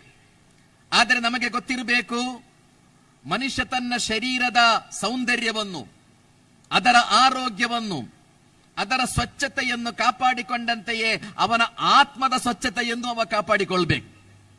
ಒಬ್ಬ ಸಂತನ ಬಳಿ ಒಬ್ಬ ಯುವಕ ಬಂದು ನನಗೊಂದು ಉಪದೇಶ ಮಾಡಿ ಅಂತ ಹೇಳ್ತಾರೆ. ನನಗೊಂದು ಒಳ್ಳೆಯ ಉಪದೇಶ ಮಾಡಿ ಅಂತ. ಆ ಸಂತ ಅವನೊಂದಿಗೆ ಕೇಳಿದ್ರು, ನೀನು ಪಾತ್ರೆ ತೊಳೆದಿದ್ದೀಯಾ ಅಂತ ಕೇಳ್ತಾರೆ. ಪಾತ್ರೆ, ಅಡಿಗೆ ಮಾಡುವ ಪಾತ್ರೆ ತೊಳೆದಿದ್ದೀಯಾ ಅಂತ ಕೇಳ್ತಾರೆ. ಆ ಯುವಕನಿಗೆ ಆಶ್ಚರ್ಯ ಆಯಿತು, ನಾನು ಕೇಳುವ ಪ್ರಶ್ನೆಗೂ ಇವರು ಕೊಡುವ ಉತ್ತರಕ್ಕೂ ಯಾವ ಸಂಬಂಧ ಇದೆ ಅಂತ. ಉಪದೇಶ ಮಾಡಿ ಅಂತ ಹೇಳಿದಾಗ ಪಾತ್ರೆ ತೊಳೆದಿದ್ದೀಯಾ ಅಂತ ಕೇಳುವಾಗ ಆ ಯುವಕನಿಗೆ ಗೊಂದಲ ಆಯಿತು. ನಾನು ಕೇಳುತ್ತಿರುವ ಪ್ರಶ್ನೆಗೂ ಇವರು ಹೇಳುತ್ತಿರುವ ಉತ್ತರಕ್ಕೂ ಯಾವ ಸಂಬಂಧ ಇದೆ? ಅವ ಆ ಸಂತನನ್ನು ದಿಟ್ಟಿಸಿ ನೋಡಿದ. ಆ ಸಂತ ಹೇಳಿದ್ರು, ಪಾತ್ರೆ ತೊಳೆಯುವಾಗ ಅದರ ಹೊರಗಿನ ಶುಚಿತ್ವಕ್ಕಿಂತ ಹೆಚ್ಚಾಗಿ ಅದರ ಒಳಗಿನ ಶುಚಿತ್ವಕ್ಕೆ ಮಹತ್ವ ಕೊಡಲಾಗುತ್ತದೆ. ಯಾಕೆಂದರೆ ಬೇಯುವುದು, ತಿನ್ನುವುದು ಎಲ್ಲ ಪಾತ್ರೆಯ ಒಳಗಡೆ, ಹೊರಗಡೆ ಅಲ್ಲ. ಆದ್ದರಿಂದ ಪಾತ್ರೆಯ ಹೊರಗಡೆ ಎಷ್ಟು ಶುಚಿತ್ವಕ್ಕೆ ನಾವು ಗಮನ ಕೊಡುತ್ತೇವೆಯೋ, ಪಾತ್ರೆ ತೊಳೆಯುವಾಗ ಅದರ ಒಳಗಿನ ಭಾಗಕ್ಕೆ, ಹೊರಗಿನ ಭಾಗಕ್ಕೆ ಕೊಡುವುದಕ್ಕಿಂತ ಹೆಚ್ಚು ಮಹತ್ವ ಕೊಡಲಾಗುತ್ತದೆ. ಆದ್ದರಿಂದ ನೀನು ನಿನ್ನ ಬಾಹ್ಯ ರೂಪಕ್ಕೆ ಇದನ್ನು ಸಂರಕ್ಷಿಸಲಿಕ್ಕೆ, ಇದರ ಸ್ವಚ್ಛತೆಯನ್ನು, ಇದರ ಆರೋಗ್ಯವನ್ನು ಕಾಪಾಡಿಕೊಳ್ಳಿಕ್ಕೆ ಎಷ್ಟು ಮಹತ್ವ ನೀಡುತ್ತೀಯೋ, ಅದಕ್ಕಿಂತ ಹೆಚ್ಚು ನಿನ್ನ ಅಂತರಂಗವನ್ನು ಸ್ವಚ್ಛಗೊಳಿಸಲಿಕ್ಕೆ, ಅಂತರಂಗದ ಆರೋಗ್ಯವನ್ನು ಕಾಪಾಡಿಕೊಳ್ಳಿಕ್ಕೆ, ಅಂತರಂಗದ ಸೌಂದರ್ಯವನ್ನು ಕಾಪಾಡಿಕೊಳ್ಳಿಕ್ಕೆ ಹೆಚ್ಚಿನ ಮಹತ್ವವನ್ನು ಕೊಡಬೇಕು ಎಂದು ಆ ಸಂತ ಬಹಳ ಮನೋಹರವಾದ ಒಂದು ಉದಾಹರಣೆಯ ಮೂಲಕ ಒಂದು ಉಪದೇಶ ಮಾಡುತ್ತಾರೆ. ಸಹೋದರ ಸಹೋದರಿಯರೇ, ನಮ್ಮ ಬಾಹ್ಯ ಶರೀರದ ಸೌಂದರ್ಯವನ್ನು ನಾವು ಕಾಪಾಡಿಕೊಳ್ಳುವಂತೆಯೇ ನಮ್ಮ ಆಂತರಿಕ ಸ್ವಚ್ಛತೆಯನ್ನು ನಾವು ಕಾಪಾಡಿಕೊಳ್ಬೇಕಾಗಿದೆ. ನಮ್ಮ ಮನಸ್ಸಿನ ಸ್ವಚ್ಛತೆ ಅದು ಹೇಗೆ ಸಾಧ್ಯ? ಅದು ಹೇಗೆ ಸಾಧ್ಯ ಅಂತ ಕೇಳಿದ್ರೆ, ನಿಮ್ಮ ಮನಸ್ಸಿನ ಸ್ವಚ್ಛತೆಯನ್ನು ಕಾಪಾಡಿಕೊಳ್ಳಿಕ್ಕೆ ವಿಜ್ಞಾನದಲ್ಲಿ, ಟೆಕ್ನಾಲಜಿಯಲ್ಲಿ ಯಾವ ದಾರಿಗಳು ಇಲ್ಲ. ನಿಮ್ಮ ಮನಸ್ಸನ್ನು ಸ್ವಚ್ಛಗೊಳಿಸುವುದು ಹೇಗೆ ಅಂತ ವಿಜ್ಞಾನದೊಂದಿಗೆ ಕೇಳಿದ್ರೆ, ಟೆಕ್ನಾಲಜಿಯೊಂದಿಗೆ ಕೇಳಿದ್ರೆ, ಅದಕ್ಕೆ ವಿಜ್ಞಾನದಲ್ಲಿ, ಟೆಕ್ನಾಲಜಿಯಲ್ಲಿ ಯಾವ ಉತ್ತರವೂ ಇಲ್ಲ ನಿಮಗೆ. ಮನುಷ್ಯನ ಮನಸ್ಸಿನ ಸ್ವಚ್ಛತೆಯನ್ನು ಕಾಪಾಡಿಕೊಳ್ಳುವುದು. ಪ್ರವಾದಿ ಮುಹಮ್ಮದ್ ಸಲ್ಲಲ್ಲಾಹು ಅಲೈಹಿ ವಸಲ್ಲಂ ಹೇಳಿದರು, ಅಲಾ ವ ಇನ್ನ ಫಿಲ್ ಜಸದಿ ಲಮುಲ್ಗ ಇದಾ ಸಲುಹತ್ ಸಲುಹಲ್ ಜಸದು ಕುಲ್ಲು ವ ಇದಾ ಫಸದತ್ ಫಸದಲ್ ಜಸದು ಕುಲ್ಲು ಅಲಾ ವಹಿಯಲ್ ಕಲ್ಬ್. ನಿಮ್ಮ ಶರೀರದಲ್ಲಿ ಒಂದು ಮಾಂಸದ ತುಂಡಿದೆ, ಒಂದು ಸಣ್ಣ ಪೀಸ್ ಇದೆ. ಅದೊಳ್ಳೆಯದಾದರೆ ನಿಮ್ಮ ವ್ಯಕ್ತಿತ್ವ, ನಿಮ್ಮ ಚಾರಿತ್ರ್ಯ, ನಿಮ್ಮ ವ್ಯವಹಾರ, ನಿಮ್ಮ ವರ್ತನೆ, ನಿಮ್ಮ ಕುಟುಂಬ ಅದೆಲ್ಲೂ ಬಹಳ ಚೆನ್ನಾಗಿರುತ್ತದೆ. ಆ ಶರೀರದ ಸಣ್ಣ ಮಾಂಸದ ತುಂಡು ಕೆಟ್ಟು ಹೋದರೆ ನಿಮ್ಮ ವ್ಯಕ್ತಿತ್ವ, ನಿಮ್ಮ ಕುಟುಂಬ, ನಿಮ್ಮ ಸಂಪರ್ಕ, ನಿಮ್ಮ ವ್ಯವಹಾರ, ನಿಮ್ಮ ಮಾತುಕತೆ ಅದೆಲ್ಲವೂ ಕೆಟ್ಟು ಹೋಗ್ತದೆ. ಅಲಾ ವಹಿಯಲ್ ಕಲ್ಬ್ ಅಂತ ಹೇಳಿದ್ರು ಪ್ರವಾದಿಯವರು. ಅದು ನಿಮ್ಮ ಹೃದಯವಾಗಿದೆ, ನಿಮ್ಮ ಹೃದಯವಾಗಿದೆ. ಈ ಹೃದಯವನ್ನು ಸ್ವಚ್ಛಗೊಳಿಸುವ ಪಾಠವನ್ನೇ ಜಗತ್ತಿಗೆ ಎಲ್ಲಾ ದಾರ್ಶನಿಕರು ಕಲಿಸಿಕೊಟ್ಟದ್ದು. ಶರಣರು, ಸಾಧು ಸಂತರು, ಋಷಿಮುನಿಗಳು, ಪ್ರವಾದಿಗಳು ಅವರೆಲ್ಲ ಈ ಜಗತ್ತಿಗೆ ಬಂದು ಕಲಿಸಿಕೊಟ್ಟದ್ದು ನಿಮ್ಮ ಹೃದಯದ ಸಂಸ್ಕರಣೆಯ ಪಾಠಗಳನ್ನು, ನಿಮ್ಮ ಮನಸ್ಸನ್ನು ಸ್ವಚ್ಛಗೊಳಿಸುವ ದಾರಿಗಳು ಯಾವುದು ಎಂಬುದನ್ನು ಕಲಿಸಿಕೊಟ್ಟಿದ್ದಾರೆ. ಆದ್ದರಿಂದ ಮನಸ್ಸನ್ನು ಸ್ವಚ್ಛಗೊಳಿಸಲಿಕ್ಕೆ ಇರುವ ದಾರಿ ನಿಮ್ಮ ನಿಮ್ಮ ಧಾರ್ಮಿಕ ಗ್ರಂಥಗಳು ನಿಮಗೆ ಕಲಿಸಿಕೊಟ್ಟಿರುವ ಸಂದೇಶಗಳು, ಈ ಜಗತ್ತಿಗೆ ಬಂದ ಪ್ರವಾದಿಗಳು, ಈ ಜಗತ್ತಿಗೆ ಬಂದ ದಾರ್ಶನಿಕರು, ಶರಣರು ಅವರೆಲ್ಲರೂ ಕಲಿಸಿಕೊಟ್ಟಿರುವ ಬಹಳ ಉಜ್ವಲವಾದ, ಮನೋಹರವಾದ, ಚೇತೋಹಾರಿಯಾದ ಶ್ರೇಷ್ಠವಾದ ಮಾರ್ಗದರ್ಶನಗಳಿವೆ, ಶ್ರೇಷ್ಠವಾದ ಪಾಠಗಳಿವೆ. ಆ ಮಾರ್ಗದರ್ಶನಗಳ ಮೂಲಕ ಮಾತ್ರ ಮನುಷ್ಯನಿಗೆ ತನ್ನ ಮನಸ್ಸನ್ನು ಸ್ವಚ್ಛಗೊಳಿಸಲಿಕ್ಕೆ ಸಾಧ್ಯ. ಮತ್ತು ಎಲ್ಲಿಯ ತನಕ ನಿಮ್ಮ ಮನಸ್ಸು ಸ್ವಚ್ಛವಾಗಿರುವುದಿಲ್ಲವೋ ಅಲ್ಲಿಯ ತನಕ ನಿಮಗೆ ಘನತೆ, ಗೌರವ ಎಂಬುದು ಇರುವುದಕ್ಕೆ ಸಾಧ್ಯವೇ ಇಲ್ಲ. ಮನಸ್ಸು ಸ್ವಚ್ಛ ಇರುವವನಿಗೆ ಮಾತ್ರ ಗೌರವ ಇರುತ್ತದೆ, ಮನಸ್ಸು ಸ್ವಚ್ಛ ಇರುವವನಿಗೆ ಮಾತ್ರ ಘನತೆ ಇರುತ್ತದೆ. ನಿಮ್ಮ ಮನಸ್ಸು ಸ್ವಚ್ಛ ಅಲ್ಲ ಎಂದಾದರೆ ನಿಮ್ಮ ಬಾಹ್ಯ ರೂಪ ಎಷ್ಟು ಸುಂದರವಾಗಿರಲಿ, ನೀವೆಷ್ಟೇ ಆರೋಗ್ಯವಂತರಾಗಿರಲಿ, ನಿಮ್ಮ ಮನಸ್ಸು ಸ್ವಚ್ಛ ಇಲ್ಲ ಎಂದಾದರೆ ಖಂಡಿತವಾಗಿಯೂ ನಿಮಗೆ ಘನತೆ, ಗೌರವ ಎಂಬುದು ಖಂಡಿತ ಇಲ್ಲ. ಆದ್ದರಿಂದಲೇ ಕುರ್ಆನ್ ಹೇಳಿತ್ತು, ಮನುಷ್ಯ ಒಳ್ಳೆಯವನಾದರೆ ಅವನು ಈ ಜಗತ್ತಿನಲ್ಲಿ ಅತ್ಯಂತ ಶ್ರೇಷ್ಠ ಜೀವಿ. ಸುಮ್ಮ ರದದ್ನಾಹು ಅಸ್ಫಲ ಸಾಫಿಲೀನ. ಮನುಷ್ಯ ಕೆಟ್ಟು ಹೋದರೆ ಅವ ಅತ್ಯಂತ ನೀಚರಲ್ಲಿ ನೀಚನಾಗಿ ಬಿಡುತ್ತಾನೆ ಅಂತ ದೇವ ಹೇಳುವುದು. ನಿಮ್ಮ ಸ್ವಾರ್ಥ, ನಿಮ್ಮ ಕಾಮ, ಕ್ರೋಧ, ಮೋಹ, ಮದ, ಮತ್ಸರ ಇವೆಲ್ಲದ ಕಾರಣದಿಂದ ಇವೆಲ್ಲವೂ ನಿಮ್ಮನ್ನು ನಿಯಂತ್ರಿಸುವುದಾದರೆ ನೀವು ಈ ಕೆಡುಕುಗಳ ಗುಲಾಮರಾಗಿ ಬಿಟ್ರೆ ಸುಮ್ಮ ರದದ್ನಾಹು ಅಸ್ಫಲ ಸಾಫಿಲೀನ, ನೀವು ಅತ್ಯಂತ ಕೆಟ್ಟವರಾಗಿ, ಕೆಟ್ಟವರಲ್ಲಿ ಕೆಟ್ಟವರಾಗಿ, ಹೀನಾಯರಲ್ಲಿ ಹೀನಾಯರಾಗಿ ಬಿಡುತ್ತೀರಿ ಎಂದು ದೇವ ಎಚ್ಚರಿಸ್ತಾನೆ. ಮನುಷ್ಯ ಕೆಟ್ಟು ಹೋದರೆ ಏನಾಗ್ತಾನೆ? ಮನುಷ್ಯ ಕೆಟ್ಟು ಹೋದರೆ ಪ್ರಾಣಿಯಾಗುವುದಲ್ಲ, ಅವ ಪಿಶಾಚಿಯಾಗ್ತಾನೆ. ಮನುಷ್ಯ ಕೆಟ್ಟು ಹೋದರೆ ಪಿಶಾಚಿಯಾಗ್ತಾನೆ ಸಹೋದರರೇ. ಪ್ರಾಣಿಗಳು ಅಂತ ಅವರನ್ನು ಹೇಳಬಾರದು ನೀವು, ಯಾಕೆಂದರೆ ಮನುಷ್ಯ ಮಾಡುವ ಕೆಲಸ ಪ್ರಾಣಿಗಳು ಮಾಡುವುದಿಲ್ಲ. ಈ ಕಾಲದ ಬಗ್ಗೆ ಹೇಳಲಾಗುವುದು, ಇದು ಪಿಶಾಚಿಗೆ ಕೆಲಸ ಇಲ್ಲದ ಕಾಲ. ಜಗತ್ತಿನ ಎಲ್ಲಾ ಧರ್ಮಗಳು ಪಿಶಾಚಿಯ ಬಗ್ಗೆ ಎಚ್ಚರಿಕೆಯನ್ನು ಕೊಟ್ಟಿದೆ. ಎಲ್ಲಾ ಧಾರ್ಮಿಕ ಗ್ರಂಥಗಳಲ್ಲೂ ಪೈಶಾಚಿಕತೆಯ ಬಗ್ಗೆ, ಪಿಶಾಚಿಯ ಬಗ್ಗೆ ಎಚ್ಚರಿಕೆಗಳಿವೆ. ಪವಿತ್ರ ಕುರ್ಆನ್ನಲ್ಲಿ ನಿರಂತರವಾಗಿ ಪಿಶಾಚಿಯ ಬಗ್ಗೆ ನಿಮಗೆ ಎಚ್ಚರಿಕೆಯನ್ನು ಕೊಡಲಾಗಿದೆ. ಮನುಷ್ಯ ಕೆಟ್ಟು ಹೋದರೆ ಮನುಷ್ಯ ಪಿಶಾಚಿಯಾಗ್ತಾನೆ. ಮನುಷ್ಯ ಮಾಡುವ ಕೆಲಸ ಕಾಡಿನ ಪ್ರಾಣಿಗಳು ಖಂಡಿತ ಮಾಡುವುದಿಲ್ಲ. ಕಾಡಿನಲ್ಲಿ ಸಾಮೂಹಿಕ ಹತ್ಯಾಕಾಂಡ ಎಂಬುದು ನಡೆಯುವುದೇ ಇಲ್ಲ. ಪ್ರಾಣಿಗಳ ಕೆಲಸ ಮಾಡುವುದಿಲ್ಲಲ್ಲ. ಪ್ರಾಣಿಗಳು ಆಹಾರಕ್ಕಾಗಿ ಮಾತ್ರ ಇನ್ನೊಂದು ಪ್ರಾಣಿಯನ್ನು ಬೇಟೆಯಾಡುತ್ತದೆ. ಹೊಟ್ಟೆ ತುಂಬಿದ ಮೇಲೆ ಒಂದು ಪ್ರಾಣಿ ಇನ್ನೊಂದು ಪ್ರಾಣಿಯನ್ನು ಕಾಡಿನಲ್ಲಿ ಕೊಲ್ಲುವುದೇ ಇಲ್ಲ. ಹೊಟ್ಟೆ ತುಂಬಿದ ಮೇಲೆ ಒಂದು ಪ್ರಾಣಿ ಇನ್ನೊಂದು ಪ್ರಾಣಿಯನ್ನು ಕೊಲ್ಲುವುದು ಕಾಡಿನಲ್ಲಿ ನಡೆಯುವುದೇ ಇಲ್ಲ. ಪ್ರಾಣಿಗಳು ಹೊಟ್ಟೆ ತುಂಬಿಸುವುದಕ್ಕೆ ಮಾತ್ರ ಒಂದೊಂದು ಪ್ರಾಣಿಯನ್ನು ಕೊಲ್ತದೆ. ಕಾಡಿನಲ್ಲಿ ಸಾಮೂಹಿಕ ಹತ್ಯಾಕಾಂಡಗಳಂತ ನಡೆಯುವುದೇ ಇಲ್ಲ, ಇಲ್ಲಿನ ತನಕ ನಡೆಯಲಿಲ್ಲ. ಆದರೆ ಮನುಷ್ಯ ಸಾಮೂಹಿಕ ಹತ್ಯಾಕಾಂಡ ನಡೆಸ್ತಾನೆ. ಸಾವಿರಗಟ್ಟಲೆ, ಲಕ್ಷಗಟ್ಟಲೆ ಮನುಷ್ಯರನ್ನು ಮನುಷ್ಯ ಕೊಲ್ತಾನೆ. ಸಾಮೂಹಿಕ ಹತ್ಯಾಕಾಂಡ, ನರಮೇಧ ಜಗತ್ತಿನ ಇತಿಹಾಸದುದ್ದಕ್ಕೂ ನಾವು ನೋಡ್ತಾ ಇದ್ದೇವಲ್ಲ, ಈಗಲೂ ನೋಡ್ತಾ ಇದ್ದೇವೆ. ಯಾವುದೆಲ್ಲ ರೀತಿಯ ನರಮೇಧಗಳು ನಡೆಯುತ್ತಾ ಇದೆ. ಅಂದರೆ ಪ್ರಾಣಿಗಳು ಈ ಕೆಲಸ ಮಾಡುವುದಿಲ್ಲ. ಮನುಷ್ಯ ಕೆಟ್ಟು ಹೋದರೆ ಅವ ಪ್ರಾಣಿಯಾಗುವುದಲ್ಲ, ಅವ ಪಿಶಾಚಿಯಾಗ್ತಾನೆ. ಕಾಡಿನಲ್ಲಿ ಒಂದು ಪ್ರಾಣಿಯ ಮೇಲೆ ಬೇರೆ ಪ್ರಾಣಿಗಳು ಸೇರಿ ಸಾಮೂಹಿಕ ಅತ್ಯಾಚಾರ ನಡೆಸಿ ಒಂದು ಪ್ರಾಣಿಯನ್ನು ಕೊಲ್ಲುವ ಒಂದೇ ಒಂದು ಘಟನೆ ಇಲ್ಲಿಯ ತನಕ ಕಾಡಿನಲ್ಲಿ ನಡೆಯಲೇ ಇಲ್ಲ. ಸಾಮೂಹಿಕ ಅತ್ಯಾಚಾರ ಎಂಬುದು ಕಾಡಿನಲ್ಲಿ ನಡೆಯುವುದಿಲ್ಲ, ಪ್ರಾಣಿಗಳ ಕೆಲಸ ಮಾಡುವುದಿಲ್ಲ. ಆದರೆ ಮನುಷ್ಯ ಸಾಮೂಹಿಕ ಅತ್ಯಾಚಾರ, 4 ವಯಸ್ಸಿನ ಹೆಣ್ಣು ಮಗಳ ಮೇಲೆ, 70 ವಯಸ್ಸು ಮೀರಿದ ವೃದ್ಧೆಯರ ಮೇಲೆ ಸಾಮೂಹಿಕ ಅತ್ಯಾಚಾರ ನಡೆಸಿ ಮಹಿಳೆಯರನ್ನು ಕೊಂದು ಬಿಡುವ, ಪೀಸ್ ಮಾಡಿ ಫ್ರಿಡ್ಜಿನಲ್ಲಿ ಇಡುವುದು, ಇದೆಲ್ಲ ಪ್ರಾಣಿಗಳಿಗೆ ಗೊತ್ತಿಲ್ಲಲ್ಲ. ಇದೆಲ್ಲ ಪ್ರಾಣಿಗಳಿಗೆ ಗೊತ್ತಿಲ್ಲ. ಕಾಡಿನಲ್ಲಿ ಕೆಲಸ ಆಗುವುದಿಲ್ಲ ಸಹೋದರರೇ. ಸಾಮೂಹಿಕ ಅತ್ಯಾಚಾರ ಮಾಡಿ ಮಹಿಳೆಯನ್ನು ಕೊಲ್ಲುವ ಕೆಲಸ ಮನುಷ್ಯ ಮಾತ್ರ ಮಾಡ್ತಾನೆ. ತನ್ನ ಸ್ವಂತ ಮಗುವನ್ನು ಕೊಂದು ಪ್ರಿಯಕರನ ಜೊತೆ ಓಡಿ ಹೋದ ಒಬ್ಬ ಮಹಿಳೆಯ ಬಗ್ಗೆ ನಮ್ಮ ಬೆಂಗಳೂರಿನಲ್ಲಿ, ಕಾಡಿನಲ್ಲಿ ಇಲ್ಲಿನ ತನಕ ಯಾವ ಪ್ರಾಣಿಯೂ ಕೆಲಸ ಮಾಡಲಿಲ್ಲ.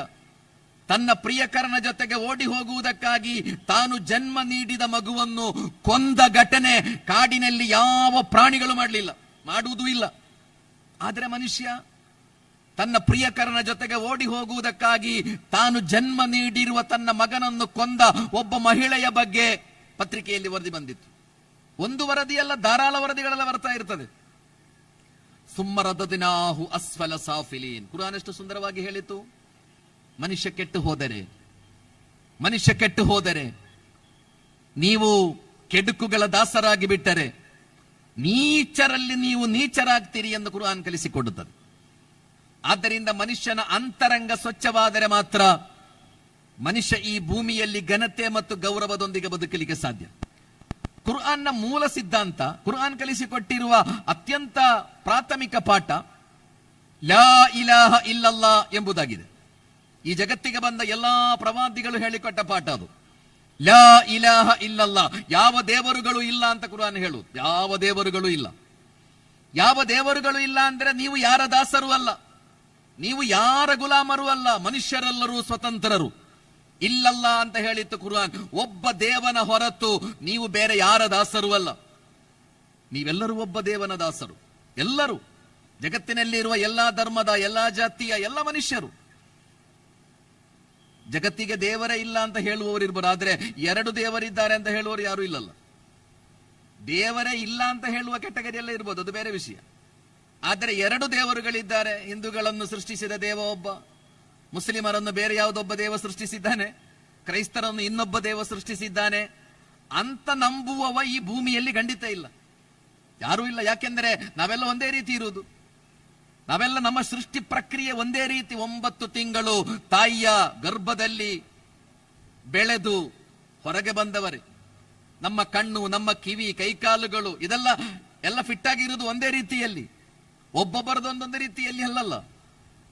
ನಮ್ಮನ್ನೆಲ್ಲ ಒಬ್ಬನೇ ದೇವ ಸೃಷ್ಟಿಸಿದ್ದಾನೆಂಬುದಕ್ಕೆ ಆಧಾರ ನಾವೆಲ್ಲ. ಆದ್ದರಿಂದ ಕುರ್ಆನ್ ಕಲಿಸಿಕೊಡುವ ಪಾಠ, ನೀವು ಯಾರ ದಾಸರೂ ಅಲ್ಲ, ಯಾರ ಗುಲಾಮರೂ ಅಲ್ಲ, ನೀವು ಒಬ್ಬ ದೇವನ ದಾಸರು. ಒಬ್ಬ ದೇವನ ದಾಸರು, ಒಬ್ಬ ದೇವನ ದಾಸ ಎಂಬ ವಿಶ್ವಾಸ ನಿಮಗೆ ಅಪಾರವಾದ ಘನತೆಯನ್ನು ಕೊಡುತ್ತದೆ, ಗೌರವವನ್ನು ಕೊಡುತ್ತದೆ, ಸ್ವಾಭಿಮಾನವನ್ನು ಕೊಡುತ್ತದೆ, ಆತ್ಮವಿಶ್ವಾಸವನ್ನು ಕೊಡುತ್ತದೆ, ಸ್ವಾತಂತ್ರ್ಯವನ್ನು ಕೊಡುತ್ತದೆ.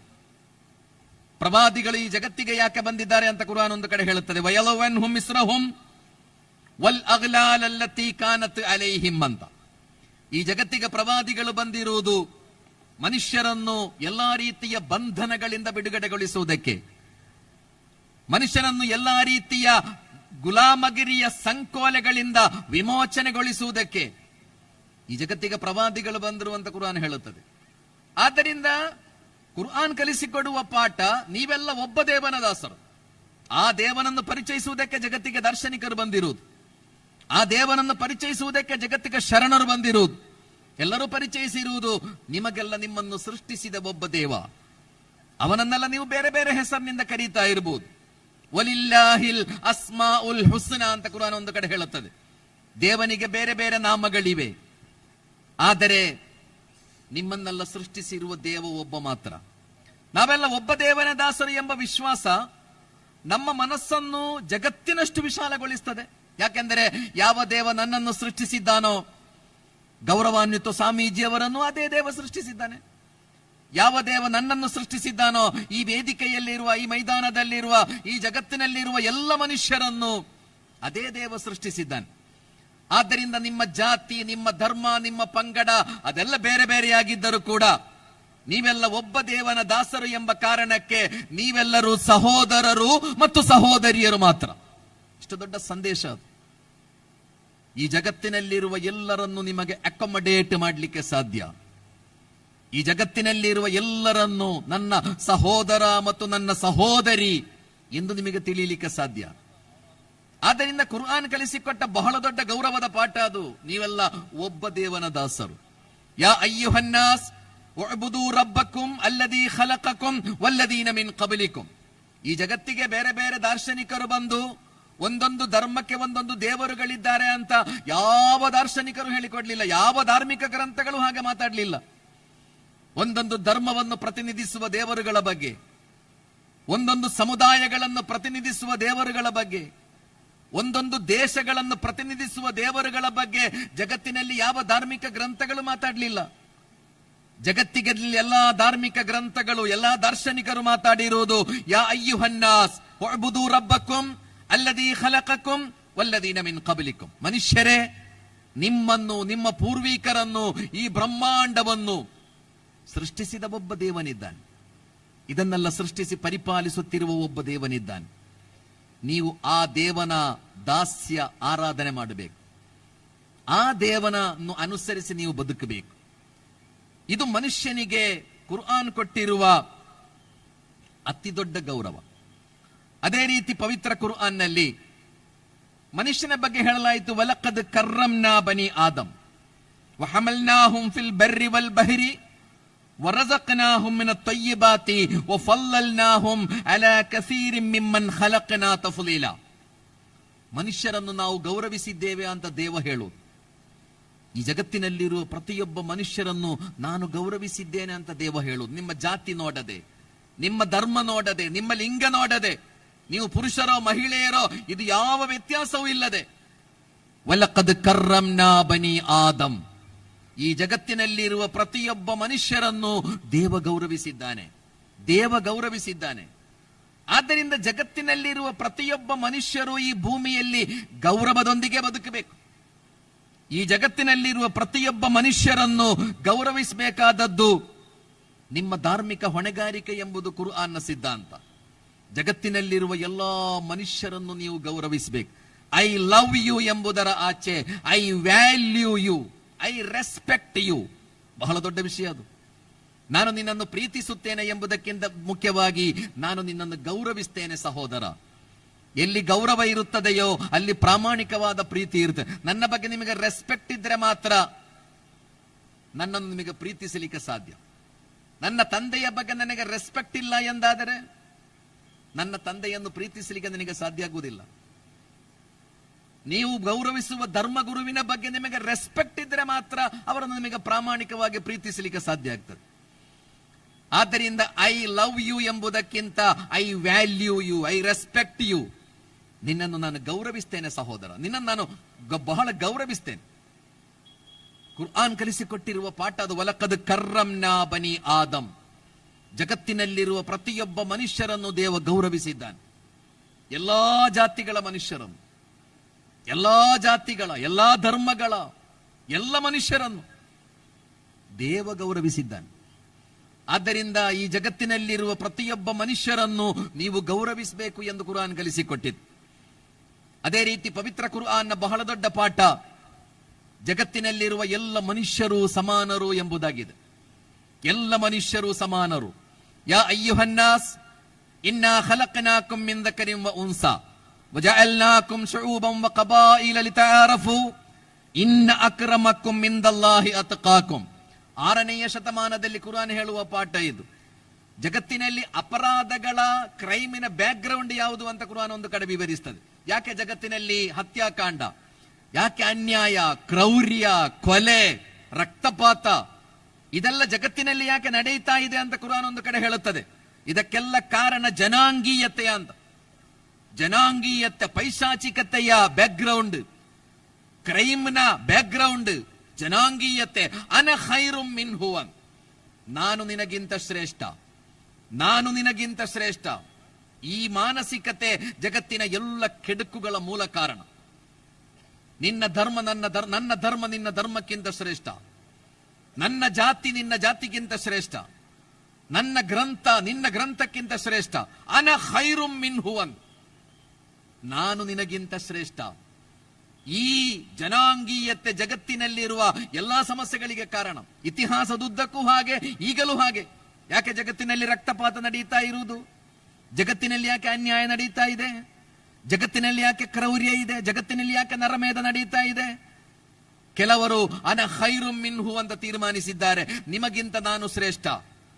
ಇವತ್ತಿಗೂ ಅಮೆರಿಕಾದವನ ಜೀವಕ್ಕೆ ಎಷ್ಟು ಬೆಲೆ ಇದೆಯೋ ಅಷ್ಟೇ ಬೆಲೆ ಆಫ್ರಿಕಾದ ಒಬ್ಬ ಕಪ್ಪು ಚರ್ಮದ ನೀಗ್ರೋನ ಜೀವಕ್ಕೂ ಅಷ್ಟೇ ಬೆಲೆ ಇದೆ ಎಂಬುದನ್ನು ಒಪ್ಪಿಕೊಳ್ಳಿಕ್ಕೆ 21ನೇ ಶತಮಾನದಲ್ಲಿ ಮನುಷ್ಯನಿಗೆ ಸಾಧ್ಯವೇ?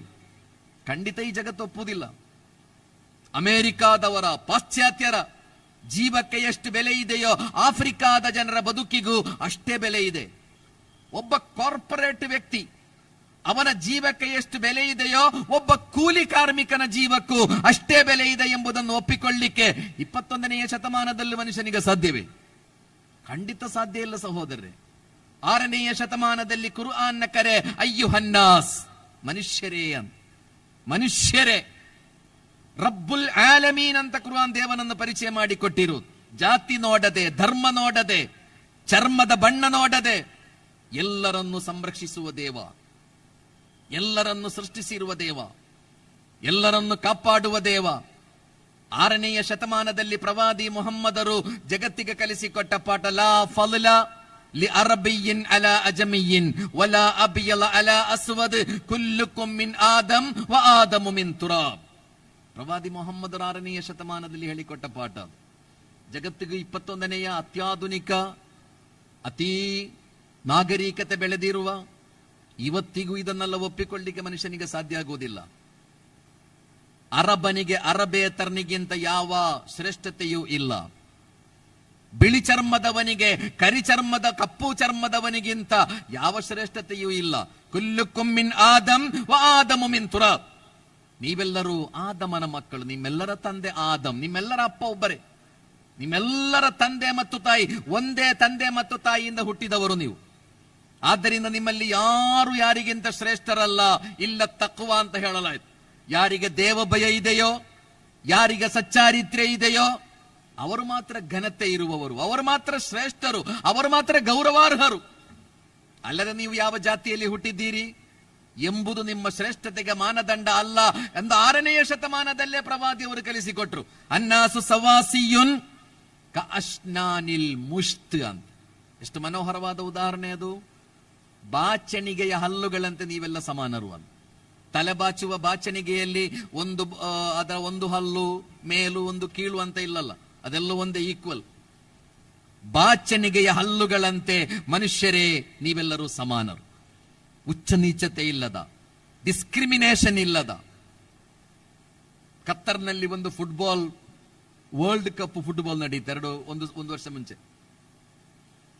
ಫುಟ್ಬಾಲ್ ಅಂದರೆ ಜಗತ್ತಿನ 400 ಕೋಟಿಗಿಂತ ಹೆಚ್ಚು ಜನರು ಆ ಪಂದ್ಯವನ್ನು ವೀಕ್ಷಿಸಿದ್ರು ಅಂತ. ಅಂದ್ರೆ ಅಷ್ಟು ಜನಪ್ರಿಯ, ಜಗತ್ತಿನಲ್ಲಿ ಅತಿ ಹೆಚ್ಚು ಜನಪ್ರಿಯ ಆಟ ಯಾವುದಂದ್ರೆ ಫುಟ್ಬಾಲ್. ಅಷ್ಟು ಜನಪ್ರಿಯತೆ ಇರುವ ಆಟ ಬೇರೆ ಇಲ್ಲ. 400 ಕೋಟಿಗಿಂತ ಹೆಚ್ಚು ಜನರು ವೀಕ್ಷಿಸಿದ್ದರು ಕತರ್ನಲ್ಲಿ ನಡೆದ ವರ್ಲ್ಡ್ ಕಪ್ ಫುಟ್ಬಾಲ್ ಅನ್ನು. ಅದರ ಉದ್ಘಾಟನಾ ಸಮಾರಂಭದಲ್ಲಿ ಅವರು ಜಗತ್ತಿಗೆ ಒಂದು ಸಂದೇಶವನ್ನು ಕೊಟ್ಟಿದ್ರು ಆ ಫುಟ್ಬಾಲ್ ಗ್ರೌಂಡಿನಿಂದ. ಮಾರ್ಗನ್ ಫ್ರೀಮ್ಯಾನ್ ಎಂಬ ಅಮೆರಿಕಾದ ಖ್ಯಾತ ನಟ, ಆಸ್ಕರ್ ವಿಜೇತ ನಟ, ಖ್ಯಾತ ಫಿಲ್ಮ್ ಡೈರೆಕ್ಟರ್ ಮಾರ್ಗನ್ ಫ್ರೀಮ್ಯಾನ್ ಅವರು ಮತ್ತು ಕತ್ತರ್ನ ಒಬ್ಬ ಅಂಗವಿಕಲ 2.5 ಫೀಟ್ ಮಾತ್ರ ಉದ್ದ ಇರುವ, ಅದರ ಅಪಾರ ಬುದ್ಧಿವಂತಿಕೆ ಇರುವ ಗಾನಿಮುಲ್ ಮುಫ್ತಾಹ್ ಎಂಬ ಯುವಕ, ಇವರ ಮಧ್ಯೆ ಒಂದು ಸಂಭಾಷಣೆ ನಡೆಯುತ್ತದೆ ಫುಟ್ಬಾಲ್ ಟೂರ್ನಮೆಂಟ್ನ ಉದ್ಘಾಟನಾ ಸಮಾರಂಭದಲ್ಲಿ, ವೇದಿಕೆಯಲ್ಲಿ. ಈ ಮಾರ್ಗನ್ ಫ್ರೀಮ್ಯಾನ್ ಕೇಳುವ ಒಂದು ಪ್ರಶ್ನೆ, ಜಗತ್ತಿನಲ್ಲಿ ಬೇರೆ ಬೇರೆ ಧರ್ಮಗಳು, ಬೇರೆ ಬೇರೆ ಜಾತಿಗಳು, ಬೇರೆ ಬೇರೆ ಪಂಗಡಗಳು, ಬೇರೆ ಬೇರೆ ಭಾಷೆಗಳು, ಇಷ್ಟೆಲ್ಲ ವೈವಿಧ್ಯತೆಗಳಿರುವ ಮನುಷ್ಯರನ್ನು ಒಂದುಗೂಡಿಸಲಿಕ್ಕೆ, ಇವರನ್ನೆಲ್ಲ ಒಟ್ಟುಗೂಡಿಸಲಿಕ್ಕೆ ಸರಳವಾದ ಸೂತ್ರ ಯಾವುದು ಎಂಬ ಪ್ರಶ್ನೆ. ಇಷ್ಟೆಲ್ಲ ವೈವಿಧ್ಯತೆಗಳಿರುವ ಮನುಷ್ಯರನ್ನು ಒಟ್ಟುಗೂಡಿಸುವುದಕ್ಕೆ ಇರುವ ಸರಳವಾದ ಮಾರ್ಗ ಯಾವುದು ಅಂತ. ಆವಾಗ ಗಾನಿಮುಲ್ ಮುಫ್ತಾಹ್ ಕೊಟ್ಟ ಉತ್ತರ ಕುರ್ಆನ್ನ ಈ ಸೂಕ್ತ ಆಗಿತ್ತು. ಯಾ ಅಯ್ಯುಹನ್ನಾಸ್ ಇನ್ನಾ ಖಲಕ್ನಾಕುಂ ಮಿನ್ ದಕರಿನ್ ವ ಉನ್ಸಾ ವಜಅಲ್ನಾಕುಂ ಶುಊಬನ್ ವ ಕಬಾಯಿಲ ಲಿತಆರಫು ಇನ್ನ ಅಕ್ರಮಕುಂ ಇಂದಲ್ಲಾಹಿ ಅತ್ಕಾಕುಂ. ಮನುಷ್ಯರೇ, ನಿಮ್ಮೆಲ್ಲರನ್ನು, ಜಗತ್ತಿನ ಎಲ್ಲ ಮನುಷ್ಯರನ್ನು ಒಬ್ಬ ತಂದೆ ಮತ್ತು ಒಬ್ಬ ತಾಯಿಯಿಂದ ಸೃಷ್ಟಿಸಲಾಗಿದೆ. ಕುರ್ಆನ್ ಹೇಳುವುದು, ನಿಮ್ಮನ್ನು ನಾವು ಬೇರೆ ಬೇರೆ ಜಾತಿಗಳಾಗಿ ಪಂಗಡಗಳಾಗಿ ವಿಂಗಡಿಸಿರುವುದು ನೀವು ಪರಸ್ಪರ ಪರಿಚಯ ಪಟ್ಟುಕೊಳ್ಳಲಿಕ್ಕೆ ಮಾತ್ರ. ಇನ್ನ ಅಕ್ರಮಕುಂ ಇಂದಲ್ಲಾಹಿ ಅತ್ಕಾಕುಂ. ಯಾರಿಗೆ ದೇವ ಭಯ ಇದೆಯೋ ಅವರು ಮಾತ್ರ ನಿಮ್ಮ ಪೈಕಿ ಶ್ರೇಷ್ಠರು ಎಂಬ ತತ್ವವನ್ನು, ವಾಸ್ತವಿಕತೆಯನ್ನು ನಿಮಗೆ ಒಪ್ಪಿಕೊಳ್ಳಲು ಸಾಧ್ಯವೋ ಜಗತ್ತಿನ ಮಾನವ ಕುಲವನ್ನು ಒಂದುಗೂಡಿಸಲಿಕ್ಕೆ ಸಾಧ್ಯ ಅಂತ ಹೇಳಿತು. ಕತ್ತರ್ನಲ್ಲಿ ನಡೆದ ಫುಟ್ಬಾಲ್ ಗ್ರೌಂಡಿನಿಂದ ಜಗತ್ತಿಗೆ ಸಿಕ್ಕಿದ ಸಂದೇಶ. ಆದ್ದರಿಂದ ಸಹೋದರರೇ, ನಾವೆಲ್ಲ ಒಬ್ಬನೇ ತಂದೆ ಮತ್ತು ತಾಯಿಯ ಮಕ್ಕಳು ಎಂಬ ಆ ವಿಶ್ವಾಸ ಅದು ನಮಗೆ ಅಪಾರ ಭರವಸೆಯನ್ನು ಕೊಡುತ್ತದೆ, ಘನತೆ ಮತ್ತು ಗೌರವವನ್ನು ಕೊಡುತ್ತದೆ. ಕುರ್ಆನ್ನಲ್ಲಿ ಹೇಳಲಾಯಿತು, ಮನ್ ಕತಲ ನಫ್ಸನ್ ಬಿಗೈರಿ ನಫ್ಸಿನ್ ಔ ಫಸಾದಿನ್ ಫಿಲ್ ಅರ್ಲಿ ಫಕಅನ್ನಮಾ ಕತಲ ನಾಸ ಜಮಿಯಾ ವಮನ್ ಅಹಿಯಾಹಾ ಫಕಅನ್ನಮಾ ಅಹಿಯ ನಾಸ ಜಮಿಯಾ. ಒಬ್ಬ ಮನುಷ್ಯನನ್ನು ನೀವು ಕೊಂದು ಬಿಟ್ರೆ, ನಿಮ್ಮ ಕೊಲ್ಲುವುದಂದ್ರೆ ನೇರವಾಗಿ ಕೊಲ್ಲಬೇಕು ಅಂತಲ್ವಲ್ಲ, ನಿಮ್ಮ ಭಾಷಣ, ನಿಮ್ಮ ಬರಹ, ನಿಮ್ಮ ಯಾವುದಾದರೂ ವರ್ತನೆಯಿಂದ ಜಗತ್ತಿನಲ್ಲಿ ಒಬ್ಬ ಮನುಷ್ಯನ ಕೊಲೆ ನಡೆದಿದ್ದರೆ ಇಡೀ ಮಾನವ ಕುಲವನ್ನು ಕೊಂದ ಪಾಪಿಗಳು ನೀವು ಅಂತ ಕುರ್ಆನ್ ಹೇಳುತ್ತದೆ. ಯಾವ ಧರ್ಮದ ಯಾವ ಜಾತಿಯ ಮನುಷ್ಯನೇ ಆಗಿರಲಿ, ನಿಮ್ಮ ಭಾಷಣ, ನಿಮ್ಮ ಬರಹ, ನಿಮ್ಮ ಕೆಲಸ ಅದು ಒಬ್ಬ ಮನುಷ್ಯನ ಕೊಲೆಗೆ ಕಾರಣವಾಗಿದ್ದರೆ ಇಡೀ ಮಾನವ ಕುಲವನ್ನು ಕೊಂದ ಪಾಪಿಗಳು ನೀವು. ಅಮನ್ನಹಿಯಾಹ ಫಕಅನ್ನಮಾ ಅಹಿಯನ್ನಾಸ ಜಮಿಯಾ. ನಿಮ್ಮ ಕೆಲಸ, ನಿಮ್ಮ ಭಾಷಣ, ನಿಮ್ಮ ಬರಹ ಒಬ್ಬ ಮನುಷ್ಯನಿಗೆ ಬದುಕು ಕೊಟ್ಟಿದ್ದರೆ ಇಡೀ ಮಾನವ ಕುಲವನ್ನು ಬದುಕಿಸಿದ ಪುಣ್ಯ ನಿಮಗೆ ಸಿಗ್ತದೆ ಎಂದು ಪವಿತ್ರ ಕುರ್ಆನ್ ಬಹಳ ದೊಡ್ಡ ಸಂದೇಶವಾಗಿ ಜಗತ್ತಿಗೆ ಕಲಿಸಿಕೊಡುತ್ತದೆ. ಕುರ್ಆನ್ನಲ್ಲಿ ಮನುಷ್ಯನ ಶರೀರಕ್ಕೆ ಮಾತ್ರ ಅಲ್ಲ, ಅವನ ಮನಸ್ಸಿಗೆ ನೋವು ಕೊಡುವುದು ಕೂಡ ಅತಿ ದೊಡ್ಡ ಪಾಪ ಅಂತ ಹೇಳಲಾಯಿತು. ವಲಾ ಯಗ್ತಬ್ ಬಅಲುಕುಂ ಬಅಲ್ಲಾ ವಲಾ ತಲ್ಮಿಜು ಅನ್ಫುಸಕುಂ ವಲಾ ತನಾಬಜು ಬಿಲ್ ಅಲ್ಕಾಬಿ. ಕುರ್ಆನ್ ಹೇಳುವುದು, ಪರದೂಷಣೆ ಮಾಡಬೇಡಿ, ಪರದೂಷಣೆ ಮಾಡಬೇಡಿ. ಒಬ್ಬನ ಅನುಪಸ್ಥಿತಿಯಲ್ಲಿ ಅವನ ಬಗ್ಗೆ ಅವನು ಇಷ್ಟಪಡದ ಮಾತುಗಳಿಗೆ ಪರದೂಷಣೆ ಅಂತ ಹೇಳುವುದು. ಒಬ್ಬನ ಅನುಪಸ್ಥಿತಿಯಲ್ಲಿ ಅವನ ಬಗ್ಗೆ ಕೆಟ್ಟ ಮಾತುಗಳನ್ನು ಹೇಳುವುದು, ಅವ ಇಷ್ಟಪಡದ ಮಾತುಗಳನ್ನು ಮಾಡಬೇಡಿ, ಪಾಪ ಅದು. ಕುರ್ಆನ್ ಹೇಳಿತವಲ್ಲ, ತಲ್ಮಿಜು ಅನ್ಫುಸಕುಂ, ಜನರನ್ನು ನಿಂದಿಸಬೇಡಿ, ನೀವು ಜನರನ್ನು ನಿಂದಿಸಬೇಡಿ, ಜನರನ್ನು ಅಡ್ಡ ಹೆಸರಿನಿಂದ ಕರೆಯಬೇಡಿ, ಕೆಟ್ಟ ಕೆಟ್ಟ ಹೆಸರುಗಳಿಂದ ಜನರನ್ನು ಕರೆಯಬೇಡಿ. ಒಂದು ಧಾರ್ಮಿಕ ಗ್ರಂಥದಲ್ಲಿ ಕಲಿಸಿಕೊಡುತ್ತಿರುವ ನಿಯಮಗಳಿದಲ್ಲ. ಮನುಷ್ಯನ ಶರೀರಕ್ಕೆ ಮಾತ್ರ ಅಲ್ಲ, ಮನುಷ್ಯನ ಮನಸ್ಸಿಗೆ ನೋವು ಕೊಡುವ ಕೆಲಸ ಕೂಡ ಅತಿ ದೊಡ್ಡ ಪಾಪ ಅಂತ ಕುರ್ಆನ್ ಹೇಳಿದೆ.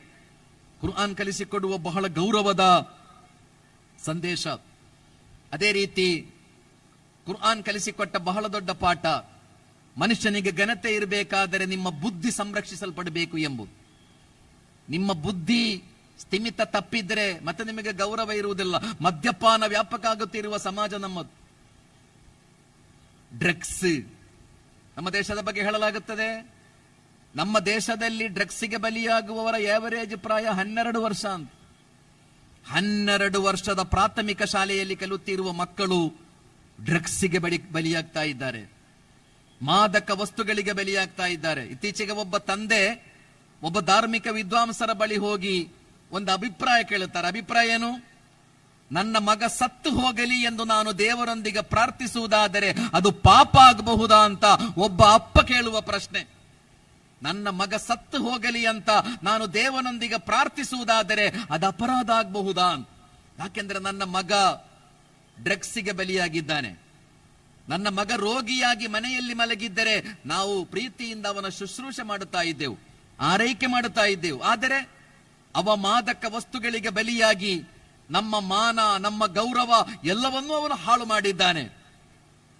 ಆದ್ದರಿಂದ ನನ್ನ ಮಗ ಸತ್ತು ಹೋಗಲಿ ಒಮ್ಮೆ ಎಂದು ದೇವನೊಂದಿಗೆ ಪ್ರಾರ್ಥನೆ ಮಾಡುವುದಾದರೆ ಅದು ಅಪರಾಧ ಆಗಬಹುದಾ ಅಂತ ಒಬ್ಬ ತಂದೆ ಒಬ್ಬ ಧಾರ್ಮಿಕ ಗುರುಗಳ ಬಳಿ ಹೋಗಿ ಅಭಿಪ್ರಾಯ ಕೇಳುವುದಾದರೆ ಸಮಾಜ ಹೇಗಿದೆ ಅಂತ ನಾವೆಲ್ಲ ಆಲೋಚಿಸಬೇಕು. ಎಷ್ಟು ಮಲಿನಗೊಂಡಿದೆ ಸಹೋದರರೇ ಸಮಾಜ. ನನ್ನ ಮಗ ಸತ್ತು ಹೋಗಲಿ ಅಂತ ಬಯಸುವ ಅಪ್ಪ ಮತ್ತಮ್ಮ ಈ ಭೂಮಿಯಲ್ಲಿ ಇರ್ಲಿಕ್ಕೆ ಸಾಧ್ಯವೇ ಇಲ್ಲಲ್ಲ. ನಮ್ಮ ಜೀವ ಕೊಟ್ಟಾದರೂ ನಾವು ನಮ್ಮ ಮಕ್ಕಳನ್ನು ಉಳಿಸ್ತೇವೆ, ನಮ್ಮ ಪ್ರಾಣ ಕೊಟ್ಟಾದರೂ ನಾವು ನಮ್ಮ ಮಕ್ಕಳನ್ನು ಉಳಿಸ್ತೇವೆ. ನಾವು ಬದುಕುತ್ತಿರುವುದು ನಮ್ಮ ಮಕ್ಕಳಿಗಾಗಿ.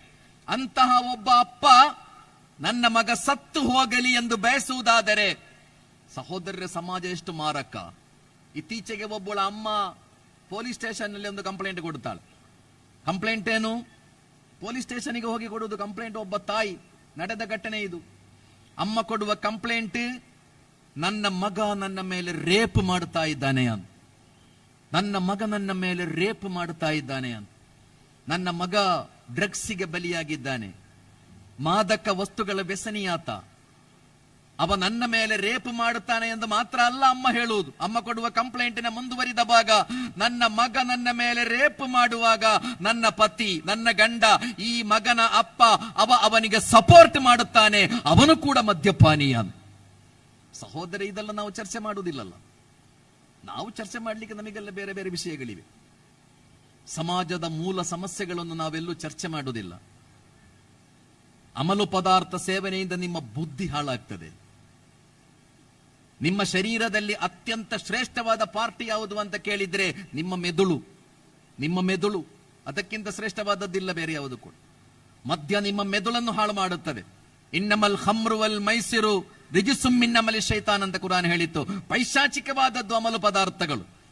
ಇನ್ನಮ ಯುರೀದು ಶೈತಾನು ಅನ್ ಯೂಕಿಯ ಬೈನಕುಮಲ್ ಅದಾವತ ವಲ್ ಬಗ್ಲಾ ಫಿಲ್ ಖಮ್ರಿ ವಲ್ ಮೈಸಿರನ್. ಅಮಲು ಪದಾರ್ಥಗಳ ಮೂಲಕ ಪಿಶಾಚಿ ನಿಮ್ಮಲ್ಲಿ ವಿದ್ವೇಷವನ್ನು, ಹಗೆತನವನ್ನು ಉಂಟು ಮಾಡುತ್ತಾನೆ ಅಂತ. ಮದ್ಯಪಾನ ಮಾಡಿದವರನ್ನು ನೀವು ನೋಡಿ, ಅವರೆಲ್ಲರನ್ನು ದ್ವೇಷಿಸ್ತಾರೆ. ಮದ್ಯಪಾನ ಮಾಡಿದವ ಅತಿ ಹೆಚ್ಚು ದ್ವೇಷಿಸುವುದು ಯಾರನ್ನು? ತನ್ನ ಪತ್ನಿಯನ್ನು. ಮದ್ಯಪಾನ ಮಾಡಿದ ಮನುಷ್ಯ ಅವ ಅತಿ ಹೆಚ್ಚು ದ್ವೇಷಿಸುವುದು ಯಾರನ್ನು? ತನ್ನ ಪತ್ನಿಯನ್ನು, ತನ್ನ ಮಕ್ಕಳನ್ನು. ಮಗ ಮದ್ಯಪಾನಿಯಾಗಿದ್ದರೆ ಅವ ಅತಿ ಹೆಚ್ಚು ದ್ವೇಷಿಸುವುದು ಯಾರನ್ನು? ತಂದೆ ತಾಯಿಯನ್ನು. ತಂದೆ ತಾಯಿಯನ್ನು. ಅಯ್ಯೂಕಿಯ ಬೈನಕುಮಲ್ ಅದಾವತ ವಲ್ ಬಗ್ಲಾ ಫಿಲ್ ಖಮ್ರಿ ವಲ್ ಮೈಸಿರ್. ಮದ್ಯಪಾನ ಮಾಡುವವನಿಗೆ ಗೌರವ ಎಲ್ಲಿದೆ ಸಹೋದರರೇ? ಮದ್ಯಪಾನಿಗೆ ಘನತೆ ಎಂಬುದೆಲ್ಲಿರುತ್ತದೆ? ಸಾಧ್ಯವೇ ಅದು? ಇಜ್ತನಿಬುಲ್ ಖಮ್ರ ಫಇನ್ನಹು ಮಿಫ್ತಾಹು ಕುಲ್ಲು ಶರ್ ಫಇನ್ನಹು ಉಮ್ಮುಲ್ ಖಬಾಯಿಸ್. 6ನೇ ಶತಮಾನದಲ್ಲಿ ಪ್ರವಾದಿಯವರು ಕಲಿಸಿಕೊಟ್ಟ ಪಾಠ, ಮದ್ಯದ ಬಳಿ ಸುಳಿಬೇಡಿ ಅಂತ. ಮದ್ಯಪಾನ ಮಾಡಬೇಡಿ ಅಂತಲೂ ಅದರ ಹತ್ತಿರವೂ ನೀವು ಹೋಗಬಾರದು. ಅದೆಲ್ಲ ಕೆಡುಕುಗಳ ಅಮ್ಮ, ಅದೆಲ್ಲ ಕೆಡುಕುಗಳ ಅಮ್ಮ, ಅದೆಲ್ಲ ಪೈಶಾಚಿಕತೆಗಳ ಅಮ್ಮ, ಅದೆಲ್ಲ ಕೆಡುಕುಗಳ ಕೀಲಿಕೈ ಅಂತ ಹೇಳಿದರು ಪ್ರವಾದಿಯವರು. ಸಮಾಜದಲ್ಲಿ ನಡೆಯುತ್ತಿರುವ ಕೊಲೆ, ಅತ್ಯಾಚಾರ, ವಾಹನ ಅಪಘಾತಗಳು, ಇದಕ್ಕೆಲ್ಲ 80%ಗಿಂತ ಹೆಚ್ಚು ಮದ್ಯಪಾನ ಕಾರಣ ಅಂತ ಎಲ್ಲರಿಗೂ ಗೊತ್ತಿದೆ. ಇತ್ತೀಚೆಗೆ ಮದ್ಯಪಾನಿಗಳ ಹೆಂಡತಿಯರ ಒಂದು ಸರ್ವೆ ಆಗಿತ್ತು. ಮದ್ಯಪಾನ ಮಾಡುವ ಗಂಡಂದಿರ ಹೆಂಡತಿಯರ ಒಂದು ಸರ್ವೆ. ಆ ಸರ್ವೆಯ ರಿಪೋರ್ಟ್ ಏನೆಂದರೆ, ಮದ್ಯಪಾನ ಮಾಡುತ್ತಿರುವ ಗಂಡಂದಿರ ಹೆಂಡತಿಯರಲ್ಲಿ 90% ಮಹಿಳೆಯರು ಆತ್ಮಹತ್ಯೆ ಮಾಡಿಕೊಳ್ಳಬೇಕು ಅಂತ ಬಯಸ್ತಾ ಇದ್ದಾರೆ. ಅವರ ಮಕ್ಕಳ ಕಾರಣಕ್ಕೆ ಮಾತ್ರ ಅವರು ಆತ್ಮಹತ್ಯೆ ಮಾಡುತ್ತಾ ಇಲ್ಲ. ತಮ್ಮ ಮಕ್ಕಳಿಗಾಗಿ ಮಾತ್ರ ಬದುಕುತ್ತಾ ಇದ್ದಾರೆ ಅವರು, ಇಲ್ಲ ಅಂದ್ರೆ ಅವರು ಆತ್ಮಹತ್ಯೆ ಮಾಡಿಕೊಳ್ತಾ ಇದ್ರು. ಇದೆಲ್ಲ ಸರ್ವೆ, ಇದು ಕತೆ ಹೇಳ್ತಾ ಇರುವುದಲ್ಲ ನಾನು. ನಿಮ್ಮ ಬುದ್ಧಿ ಸಂರಕ್ಷಿಸಲ್ಪಟ್ಟರೆ ಮಾತ್ರ ನಿಮಗೆ ಘನತೆ ಮತ್ತು ಗೌರವ ಇರಲಿಕ್ಕೆ ಸಾಧ್ಯ. ಕುರ್ಆನ್ ಕಲಿಸಿಕೊಟ್ಟಿರುವ ಘನತೆಯ ಪಾಠ ಅದು. ನಿಮ್ಮ ಬುದ್ಧಿ ಸಂರಕ್ಷಿಸಲ್ಪಡಬೇಕು, ನಿಮ್ಮ ಮೆದುಳು ಸಂರಕ್ಷಿಸಲ್ಪಡಬೇಕು. ಆದ್ದರಿಂದಲೇ ಮದ್ಯಪಾನ ವರ್ಜಿಸಬೇಕು ಎಂದಲ್ಲ, ಮದ್ಯದ ಬಳಿ ಸುಳಿಯಲು ಬೇಡಿ ಅಂತ ಕುರ್ಆನ್ ಕಲಿಸಿಕೊಟ್ಟಿತ್ತು. ನಾನು ಮುಗಿಸ್ತಾ ಇದ್ದೇನೆ. ಕೊನೆಯದಾಗಿ, ಘನತೆ ಮತ್ತು ಗೌರವದ ಬದುಕು, ವ್ಯಾಲ್ಯೂಸ್ಗಳಿರುವ ಬದುಕು. ಬದುಕಿಗೆ ವ್ಯಾಲ್ಯೂಸ್ಗಳಿಲ್ಲದ ಕಾಲ ಇದು. ಮನುಷ್ಯನಿಗೆ ನಾಚಿಕೆ ಎಂಬುದೇ ಇಲ್ಲಲ್ಲ. ಮೊನ್ನೆ ನ್ಯೂ ಇಯರ್ ಸೆಲೆಬ್ರೇಷನ್ ನೀವೆಲ್ಲ ನೋಡಿದ್ದೀರಿ. ನ್ಯೂ ಇಯರ್ ಸೆಲೆಬ್ರೇಷನ್ ಅಂದ್ರೆ ಎಂತದ್ದು? ಹೊಸ ವರ್ಷವನ್ನು ಸ್ವಾಗತಿಸುವುದು ಹೇಗೆ? ಕಂಠಪೂರ್ತಿ ಮದ್ಯ ಕುಡಿದು ಹೊಸ ವರ್ಷವನ್ನು ಸ್ವಾಗತಿಸು. ನಿಜವಾಗಿ ಹೊಸ ವರ್ಷವನ್ನು ಹೇಗೆ ಸ್ವಾಗತಿಸಬೇಕಿತ್ತು ನಾವೆಲ್ಲ? 2024 ಮುಗಿಯಿತು, 25 ಬರ್ತಾ ಇದೆ. ಬದುಕಿನ 1 ವರ್ಷ ಮುಗಿದು ಹೋಯಿತು. ಬದುಕಿನಲ್ಲಿ 1 ವರ್ಷ ಮುಗಿಯುವುದಂದ್ರೆ ಏನು? ಬದುಕಿನಿಂದ ಅಷ್ಟು ನಾವು ದೂರವಾಗಿ ಮರಣಕ್ಕೆ ನಾವು ಅಷ್ಟು ಹತ್ತಿರ ಆದೆವು, ಹಾಗೆಲ್ವಾ? ಬದುಕಿನಲ್ಲಿ 1 ವರ್ಷ ಮುಗಿಯುವುದಂದ್ರೆ ಏನು? ಅಷ್ಟು ನಾವು ಬದುಕಿಗೆ ದೂರ ಆದೆವು, ಮರಣಕ್ಕೆ ಹತ್ತಿರ ಆದೆವು. ಆದ್ದರಿಂದ ನಾನು ದಿನದಿಂದ ದಿನಕ್ಕೆ ಮರಣಕ್ಕೆ ಹತ್ತಿರ ಆಗ್ತಾ ಇದ್ದೇನೆ. 1 ವರ್ಷ ಮುಗಿಯುವಾಗಲೂ ಮರಣಕ್ಕೆ ನಾನು ಹತ್ತಿರ ಆಗ್ತಾ ಇದ್ದೇನೆ. ಆದ್ದರಿಂದ ಬದುಕಿನ ತಪ್ಪುಗಳನ್ನು ತಿದ್ದಿಕೊಂಡು ಸುಧಾರಣೆಯ ಮಾರ್ಗಗಳನ್ನು ಕಂಡುಕೊಳ್ಳಬೇಕು ಎಂಬ ಪ್ರತಿಜ್ಞೆಯೊಂದಿಗೆ ನೀವು ಹೊಸ ವರ್ಷವನ್ನು ಸ್ವಾಗತಿಸಬೇಕಿತ್ತು. ಆದರೆ ನಾನು ಮತ್ತು ನೀವು ಹೊಸ ವರ್ಷವನ್ನು ಸ್ವಾಗತಿಸುವುದು ಈಗ ನಮ್ಮ ಯುವಕರು, ವಿದ್ಯಾರ್ಥಿಗಳು ಕಂಠಪೂರ್ತಿ ಮದ್ಯ ಕುಡಿದು, ಎಚ್ಚರ ಇಲ್ಲ ಅವರಿಗೆ, ಮೈ ಮೇಲೆ ಬಟ್ಟೆ ಇಲ್ಲ. ವಿದ್ಯಾವಂತರು, ಅವಿದ್ಯಾವಂತರೇನಲ್ಲ, ಮೈ ಮೇಲೆ ಬಟ್ಟೆ ಇಲ್ಲ, ಯಾರೋ ತೋಳಿನಲ್ಲಿ. ಒಂದು ದಿವಸ 800 ಕೋಟಿ ರೂಪಾಯಿಯ ಮದ್ಯ ಕರ್ನಾಟಕದಲ್ಲಿ ಮಾರಾಟ ಆಯಿತು ನ್ಯೂ ಇಯರ್ ಸೆಲೆಬ್ರೇಷನ್ಗೆ. ಒಂದು ದಿನ ಡಿಸೆಂಬರ್ 31ರ ಸೆಲೆಬ್ರೇಷನ್ಗೆ ಒಂದು ದಿನ 800 ಕೋಟಿ ರೂಪಾಯಿಯ ಮದ್ಯ ಮಾರಾಟ ಆಗುವುದು ನಮ್ಮ ನಾಡಿನಲ್ಲಿ. ಸಹೋದರ, ನಾನು ಹೇಳುತ್ತಿರುವುದು ಮನುಷ್ಯನಿಗೆ ನಾಚಿಕೆಯೇ ಇಲ್ಲದ ಕಾಲ. ಯಾರು ಏನು ಬೇಕಾದರೂ ಆಗ್ಬಹುದು. ಸ್ಟೇಜಿನಲ್ಲಿ ಹತ್ತಿ ನೀವು ಏನು ಬೇಕಾದರೂ ಭಾಷಣ ಮಾಡಬಹುದು, ಯಾರನ್ನು ಹೇಗೆ ಬೇಕಾದರೂ ನಿಂದಿಸಬಹುದು, ಲೈಸೆನ್ಸೇ ಇಲ್ಲದಕ್ಕೆ. ಮನುಷ್ಯನಿಗೆ ಮಾನ, ಮರ್ಯಾದೆ, ಗೌರವ ಯಾವುದೂ ಇಲ್ಲದ ಕಾಲ. ನೀವು ಹೇಟ್ ಸ್ಪೀಚ್ ಮಾಡಿದ್ರೆ ನೀವು ಲೀಡರ್ಸ್ಗಳಾಗೋದು. ಇವತ್ತು ನಾವೆಲ್ಲ ಕಲ್ತದ್ದು ನಾಯಕರುಗಳ ಒಬ್ಬ ಲೀಡರ್ ಆಗುವುದು ಹೇಗೆ, ಯಾರು ಸಮಸ್ಯೆಗಳನ್ನು ಪರಿಹರಿಸ್ತಾನೋ ಅವನಿಗೆ ಲೀಡರ್ ಅಂತ ಹೇಳುದು, ಹಾಗಲ್ವಾ? ನಾಯಕತ್ವದ ಕ್ವಾಲಿಟಿ ಅದು. ಎಂತಹ ಸಂಕೀರ್ಣ ಸಮಸ್ಯೆಯಾದರೂ ಅದನ್ನು ಪರಿಹರಿಸುವ ಸಾಮರ್ಥ್ಯ ಯಾರಿಗಿದೆಯೋ ಅವ ನಿಜವಾದ ಲೀಡರ್. ಆದರೆ ಇವತ್ತು ಯಾರು ಸಮಸ್ಯೆಗಳನ್ನು ಸೃಷ್ಟಿಸ್ತಾನೋ ಅವ ಲೀಡರ್ ಆಗ್ತಾನೆ. ಸಮಸ್ಯೆಗಳನ್ನು ಯಾರು ಸೃಷ್ಟಿಸ್ತಾರೋ ಅವರು ಲೀಡರ್ಸ್ಗಳಾಗುವುದು. ಏನು ಬೇಕಾದ್ರೂ ಭಾಷಣ ಮಾಡ್ಬೋದು. ನೀವು ನೋಡ್ತಾ ಇದ್ದೇವಲ್ಲ ನಾವು ಸಮಾಜದಲ್ಲಿ ಏನೆಲ್ಲ ಒಬ್ಬೊಬ್ಬನ ನಾಲಿಗೆಯಿಂದ ಹೊರಗೆ ಬರುವ ಮಾತುಗಳು. ಕುರ್ಆನ್ನಲ್ಲಿ ಹೇಳಲಾಯಿತು, ಕೂಲು ಕೌಲನ್ ಸದೀದಾ, ನೀವು ನೇರವಾದ ಮಾತುಗಳನ್ನಾಡಬೇಕು. ಕೌಲನ್ ಕರೀಮಾ, ಗೌರವಾನ್ವಿತ ಮಾತುಗಳನ್ನಾಡಬೇಕು. ಎರಡು ವಿಷಯಗಳ ಬಗ್ಗೆ ಪ್ರವಾದಿಯವರು ಹೇಳಿದ್ರು. ಮೈ ಯಲ್ಮಲ್ಲಿ ಮಾ ಬೈನ ಲಿಹಿಯೈಹಿ ವ ಮಾ ಬೈನ ರಿಜ್ಲೈಹಿ ಅಲ್ಮಲ್ಲಹುಲ್ ಜನ್ನಾ. ನಿಮ್ಮ ನಾಲಿಗೆ ಮತ್ತು ನಿಮ್ಮ ಗುಪ್ತಾಂಗ ಇದರ ಪಾವಿತ್ರತೆಯನ್ನು ಕಾಪಾಡಿಕೊಳ್ಳುತ್ತೇವೆ ಎಂದು ನೀವು ಭರವಸೆ ಕೊಡುವುದಾದರೆ ಅಲ್ಮಲ್ಲಹುಲ್ ಜನ್ನಾ, ನಿಮಗೆ ನಾನು ಸ್ವರ್ಗದ ವಾಗ್ದಾನ ಕೊಡುತ್ತೇನೆ ಅಂತ ಪ್ರವಾದಿಯವರು ಹೇಳು. ನಿಮ್ಮ ನಾಲಿಗೆ ಮತ್ತು ನಿಮ್ಮ ಗುಪ್ತಾಂಗವನ್ನು ಕಾಪಾಡಿಕೊಳ್ಬೇಕಾದದ್ದು ಬದುಕಿನ ಅತಿ ದೊಡ್ಡ ಕೆಲಸ. ನಾಲಿಗೆ ಮತ್ತು ಗುಪ್ತಾಂಗ ಎಲ್ಲಾ ಕೆಡುಕುಗಳಿಂದ ಅದರ ಪಾವಿತ್ರತೆಯನ್ನು ಕಾಪಾಡಿಕೊಳ್ಳಲು ಸಾಧ್ಯವೋ ಈ ಜಗತ್ತಿನಲ್ಲಿ ನೀವು ಅತ್ಯಂತ ಶ್ರೇಷ್ಠ ಮನುಷ್ಯರು, ಅತ್ಯಂತ ಗೌರವಾರ್ಹರು, ನೀವು ಅತ್ಯಂತ ಘನತೆ ಇರುವವರು ನೀವು. ಪ್ರವಾದಿ ಮೊಹಮ್ಮದ್ ಸಲ್ಲಲ್ಲಾಹು ಅಲೈಹಿ ವಸಲ್ಲಂ ಕಲಿಸಿಕೊಟ್ಟ ಪಾಠ. ಸಹೋದರರೇ, ವ್ಯಾಲ್ಯೂಸ್ಗಳಿಲ್ಲದ ಕಾಲದಲ್ಲಿ ಮನುಷ್ಯನಿಗೆ ಹೇಗೆ ಬೆಲೆ ಇರಲಿಕ್ಕೆ ಸಾಧ್ಯ? ವ್ಯಾಲ್ಯೂಸ್ಗಳು ಬದುಕಿನಲ್ಲಿ ಇಲ್ಲ ಎಂದಾದರೆ ಆಧುನಿಕ ತಲೆಮಾರು ಹಾಗೆ ಕಲ್ಚರಲ್ ಲಿಬರಲಿಸಮ್ ಅಂತ ವ್ಯಾಪಕ ಆಗ್ತಾ ಇದೆ. ಮನುಷ್ಯ ಏನು ಆಗ್ಬೋದು. ಗಂಡು ಗಂಡನ್ನೇ ಮದುವೆಯಾಗುವುದು, ಹೆಣ್ಣು ಹೆಣ್ಣನ್ನೇ ಮದುವೆಯಾಗುವುದು, ಅದಕ್ಕೆ ಸಮಾಜದಲ್ಲಿ ಸಿಗುವ ಪ್ರೋತ್ಸಾಹ, ಅದಕ್ಕೆ ಬೆಂಬಲ, ಇದೆಲ್ಲವೂ ನಮ್ಮ ಸಮಾಜದ ಶಾಪಗಳಿವತ್ತು. ಇದೆಲ್ಲವೂ ಸಮಾಜದ ಶಾಪಗಳು. ನಮ್ಮ ಯುವಕರು ಯುವತಿಯರು ಮದ್ಯಪಾನ ಮಾಡಿ ತೂರಾಡುವಾಗಲೂ ಯಾರು ಪ್ರಶ್ನಿಸುವುದಿಲ್ಲಲ್ಲ. ಅದನ್ನೆಲ್ಲ ಸಮಾಜ ನೋಡುವುದು ಹೇಗೆ? ಒಂದು ಆನಂದದಿಂದ, ಸಂಭ್ರಮದಿಂದ. ಅಂದ್ರೆ ಇದೆಲ್ಲ ಅಡ್ವಾನ್ಸ್ಡ್, ಇದೆಲ್ಲ ಮಾಡರ್ನ್, ಇದೆಲ್ಲ ಸ್ವಾತಂತ್ರ್ಯ ಅಂತ. ಬದುಕಿಗೆ ನಿಯಮಗಳಿರುವುದು ಯಾಕೆ? ಬದುಕಿಗೆ ನಿಯಮಗಳಿರುವುದು ನಿಮ್ಮ ಸ್ವಾತಂತ್ರ್ಯವನ್ನು ಹರಣ ಮಾಡುವುದಕ್ಕಲ್ಲ, ನಿಮ್ಮ ರಕ್ಷಣೆಗೆ, ನಿಮ್ಮ ಭದ್ರತೆಗೆ. ನೀವು ಹೀಗೆ ಇರಬೇಕು. ಒಬ್ಬ ಆಟಗಾರನಿಗೆ ನಿಯಮ ಯಾಕೆ ಇರುವುದು? ಫುಟ್ಬಾಲ್ ಆಡುವವ ನನಗೆ ಯಾವ ನಿಯಮ ಅಗತ್ಯ ಇಲ್ಲ, ನಾನು ಆಡಿದ್ದೆ ಆಟ ಅಂತ ತೀರ್ಮಾನ ಮಾಡಿದ್ರೆ ಏನಾಗ್ತದೆ? ಅವೊಬ್ಬ ಒಳ್ಳೆಯ ಆಟಗಾರ ಆಗಲಿಕ್ಕೆ ಸಾಧ್ಯವೇ ಇಲ್ಲ. ಆಟದ ನಿಯಮಗಳನ್ನು ಪಾಲಿಸಿ ಯಾರು ಆಟ ಆಡ್ತಾನೋ ಅವ ಒಳ್ಳೆಯ ಪ್ಲೇಯರ್ ಆಗ್ತಾನೆ. ಬದುಕಿನ ಸಣ್ಣ ಒಂದು ವಿಷಯ ಆಟ ಎಂಬುದು, ನಿಮ್ಮ ಇಡೀ ಬದುಕು ಅದು ಹೇಗೂ ಆಗ್ಬೋದು. ಅದಕ್ಕೆ ನಿಯಮಗಳೇ ಇಲ್ಲ ಅಂದರೆ ನೀವೊಬ್ಬ ಒಳ್ಳೆಯ ಮನುಷ್ಯ ಆಗಲಿಕ್ಕೆ ಖಂಡಿತ ಸಾಧ್ಯ ಇಲ್ಲ. ಮನುಷ್ಯನ ಬದುಕಿಗೆ ನಿಯಮಗಳಿರುವುದು, ವ್ಯಾಲ್ಯೂಸ್ಗಳಿರುವುದು, ಮೇರೆಗಳಿರುವುದು, ಮಿತಿಗಳಿರುವುದು. ಸಹೋದರ, ನಿಮ್ಮನ್ನು ಒಳ್ಳೆಯ ಮನುಷ್ಯರನ್ನಾಗಿ ಮಾಡಲಿಕ್ಕೆ, ನಿಮ್ಮ ರಕ್ಷಣೆಗೆ, ನಿಮ್ಮ ಭದ್ರತೆಗೆ. ಹಾಗೆ ಬದುಕಿನಲ್ಲಿ ವ್ಯಾಲ್ಯೂಸ್ಗಳಿರುವುದಾದರೆ ಮಾತ್ರ ಮನುಷ್ಯನಿಗೆ ಘನತೆ ಮತ್ತು ಗೌರವ ಎಂಬುದಿರುತ್ತದೆ. ನಾನು ಕೊನೆಯದಾಗಿ ಮುಗಿಸುವುದಕ್ಕಿಂತ ಮುಂಚೆ, ಈ ಜಗತ್ತಿನಲ್ಲಿ ನೀವು ತಲುಪಬಹುದಾದ ಅತ್ಯಂತ ದೊಡ್ಡ ಸ್ಥಾನ ಯಾವುದು? ನಾವು ಈ ಜಗತ್ತಿನಲ್ಲಿ ಮಾಡಬಹುದಾದ ಅತಿ ದೊಡ್ಡ ಸಾಧನೆ ಯಾವುದು? ಈ ಜಗತ್ತಿನಲ್ಲಿ ನಾನು ಮತ್ತು ನೀವು ಮಾಡಬಹುದಾದ ಅತಿ ದೊಡ್ಡ ಸಾಧನೆ, ನಾನು ಮತ್ತು ನೀವು ತಲುಪಬಹುದಾದ ಅತ್ಯಂತ ದೊಡ್ಡ ಸ್ಥಾನ ಯಾವುದೆಂದರೆ ನಾವು ಒಳ್ಳೆಯ ಮನುಷ್ಯರಾಗುವುದು. ನಾಳೆ ನನ್ನ ಮಗ ನನ್ನ ಅಪ್ಪ ಒಬ್ಬ ಖ್ಯಾತ ಡಾಕ್ಟರ್, ಒಬ್ಬ ಒಳ್ಳೆಯ ಎಂಜಿನಿಯರ್, ಒಬ್ಬ ಒಳ್ಳೆಯ ಲೀಡರ್, ಒಬ್ಬ ಒಳ್ಳೆಯ ರಾಜಕಾರಣಿ ಎಂದೆಲ್ಲ ಹೇಳುವುದಕ್ಕಿಂತ ನನ್ನ ಅಪ್ಪ ಒಬ್ಬ ಒಳ್ಳೆಯ ಮನುಷ್ಯ ಅಂತ ನನ್ನ ಮಗ ನನ್ನ ಬಗ್ಗೆ ಹೇಳುವುದಾದರೆ ಅದಕ್ಕಿಂತ ದೊಡ್ಡ ಗೌರವ, ಅದಕ್ಕಿಂತ ದೊಡ್ಡ ಸಮ್ಮಾನ, ಅದಕ್ಕಿಂತ ದೊಡ್ಡ ಬಹುಮಾನ ಸಹೋದರರ ಬದುಕಿನಲ್ಲಿ ಬೇರೆ ಸಿಗಲಿಕ್ಕೆ ಸಾಧ್ಯವೇ ಇಲ್ಲ. ನನ್ನ ಮಗ ಹೇಳಿ ನನ್ನ ಅಪ್ಪ ಒಬ್ಬ ಒಳ್ಳೆಯ ಮನುಷ್ಯ, ಬದುಕಿನಲ್ಲಿ ವ್ಯಾಲ್ಯೂಸ್ಗಳಿದ್ದ ಮನುಷ್ಯ, ಸಮಾಜದಲ್ಲಿ ಎಲ್ಲರನ್ನೂ ಪ್ರೀತಿಯಿಂದ ನೋಡಿದ್ದ, ಎಲ್ಲರನ್ನೂ ಗೌರವಿಸಿದ್ದ, ಯಾರಿಗೂ ನೋವು ಕೊಡದ, ಬದುಕಿನಲ್ಲಿ ಎಂದೂ ವಂಚನೆ ಮಾಡದ, ಮೋಸ ಮಾಡದ ಒಬ್ಬ ಒಳ್ಳೆಯ ಮನುಷ್ಯ ನನ್ನ ಅಪ್ಪ ಎಂದು ನನ್ನ ಬಗ್ಗೆ ನನ್ನ ಮಗ ಹೇಳುವುದಾದರೆ ಸಹೋದರರೇ, ನನಗೆ ನೋಬೆಲ್ ಪ್ರೈಸ್ ಸಿಗುವುದಕ್ಕಿಂತ ದೊಡ್ಡ ಗೌರವ. ಹಾಗೆ ಒಳ್ಳೆಯ ಮನುಷ್ಯರಾಗಿ ಬದುಕುವ ಪಾಠಗಳನ್ನು ಪವಿತ್ರ ಕುರ್ಆನ್ನ ಪುಟ ಪುಟಗಳಲ್ಲಿ ನಮಗೆ ವಿವರಿಸಿಕೊಡಲಾಗಿದೆ. ಆ ಮನುಷ್ಯತ್ವದ ಪಾಠಗಳಿಂದ ಮಾತ್ರ, ಆ ಮಾರ್ಗದರ್ಶನದಿಂದ ಮಾತ್ರ, ಆ ದಾರಿಯಿಂದ ಮಾತ್ರ ಮನುಷ್ಯನಿಗೆ ಘನತೆ, ಗೌರವಗಳು ಸಿಗುವುದಕ್ಕೆ ಸಾಧ್ಯ. ಹಾಗೆ ಘನತೆ ಇರುವವರಾಗಿ, ಗೌರವ ಇರುವವರಾಗಿ ಈ ಜಗತ್ತಿನಲ್ಲಿ ಬದುಕಲು, ಈ ಜಗತ್ತನ್ನು ಬಿಟ್ಟು ಹೋಗುವಾಗ ಅತ್ಯಂತ ಗೌರವದೊಂದಿಗೆ ಈ ಜಗತ್ತನ್ನು ಬಿಟ್ಟು ಹೋಗಲು ನಮಗೆಲ್ಲರಿಗೂ ದೇವನು ಅನುಗ್ರಹಿಸಲಿ ಎಂಬ ಪ್ರಾರ್ಥನೆಯೊಂದಿಗೆ ತಮಗೆಲ್ಲ ಕೃತಜ್ಞತೆಗಳನ್ನ ಹೇಳಿ ನನ್ನ ಮಾತುಗಳನ್ನು ಮುಗಿಸ್ತಾ ಇದ್ದೇನೆ. ಅಸ್ಸಲಾಮು ಅಲೈಕುಂ. ನಿಮ್ಮೆಲ್ಲರ ಮೇಲೆ ದೇವನ ಶಾಂತಿ ಮತ್ತು ಕರುಣೆ ಇರಲಿ.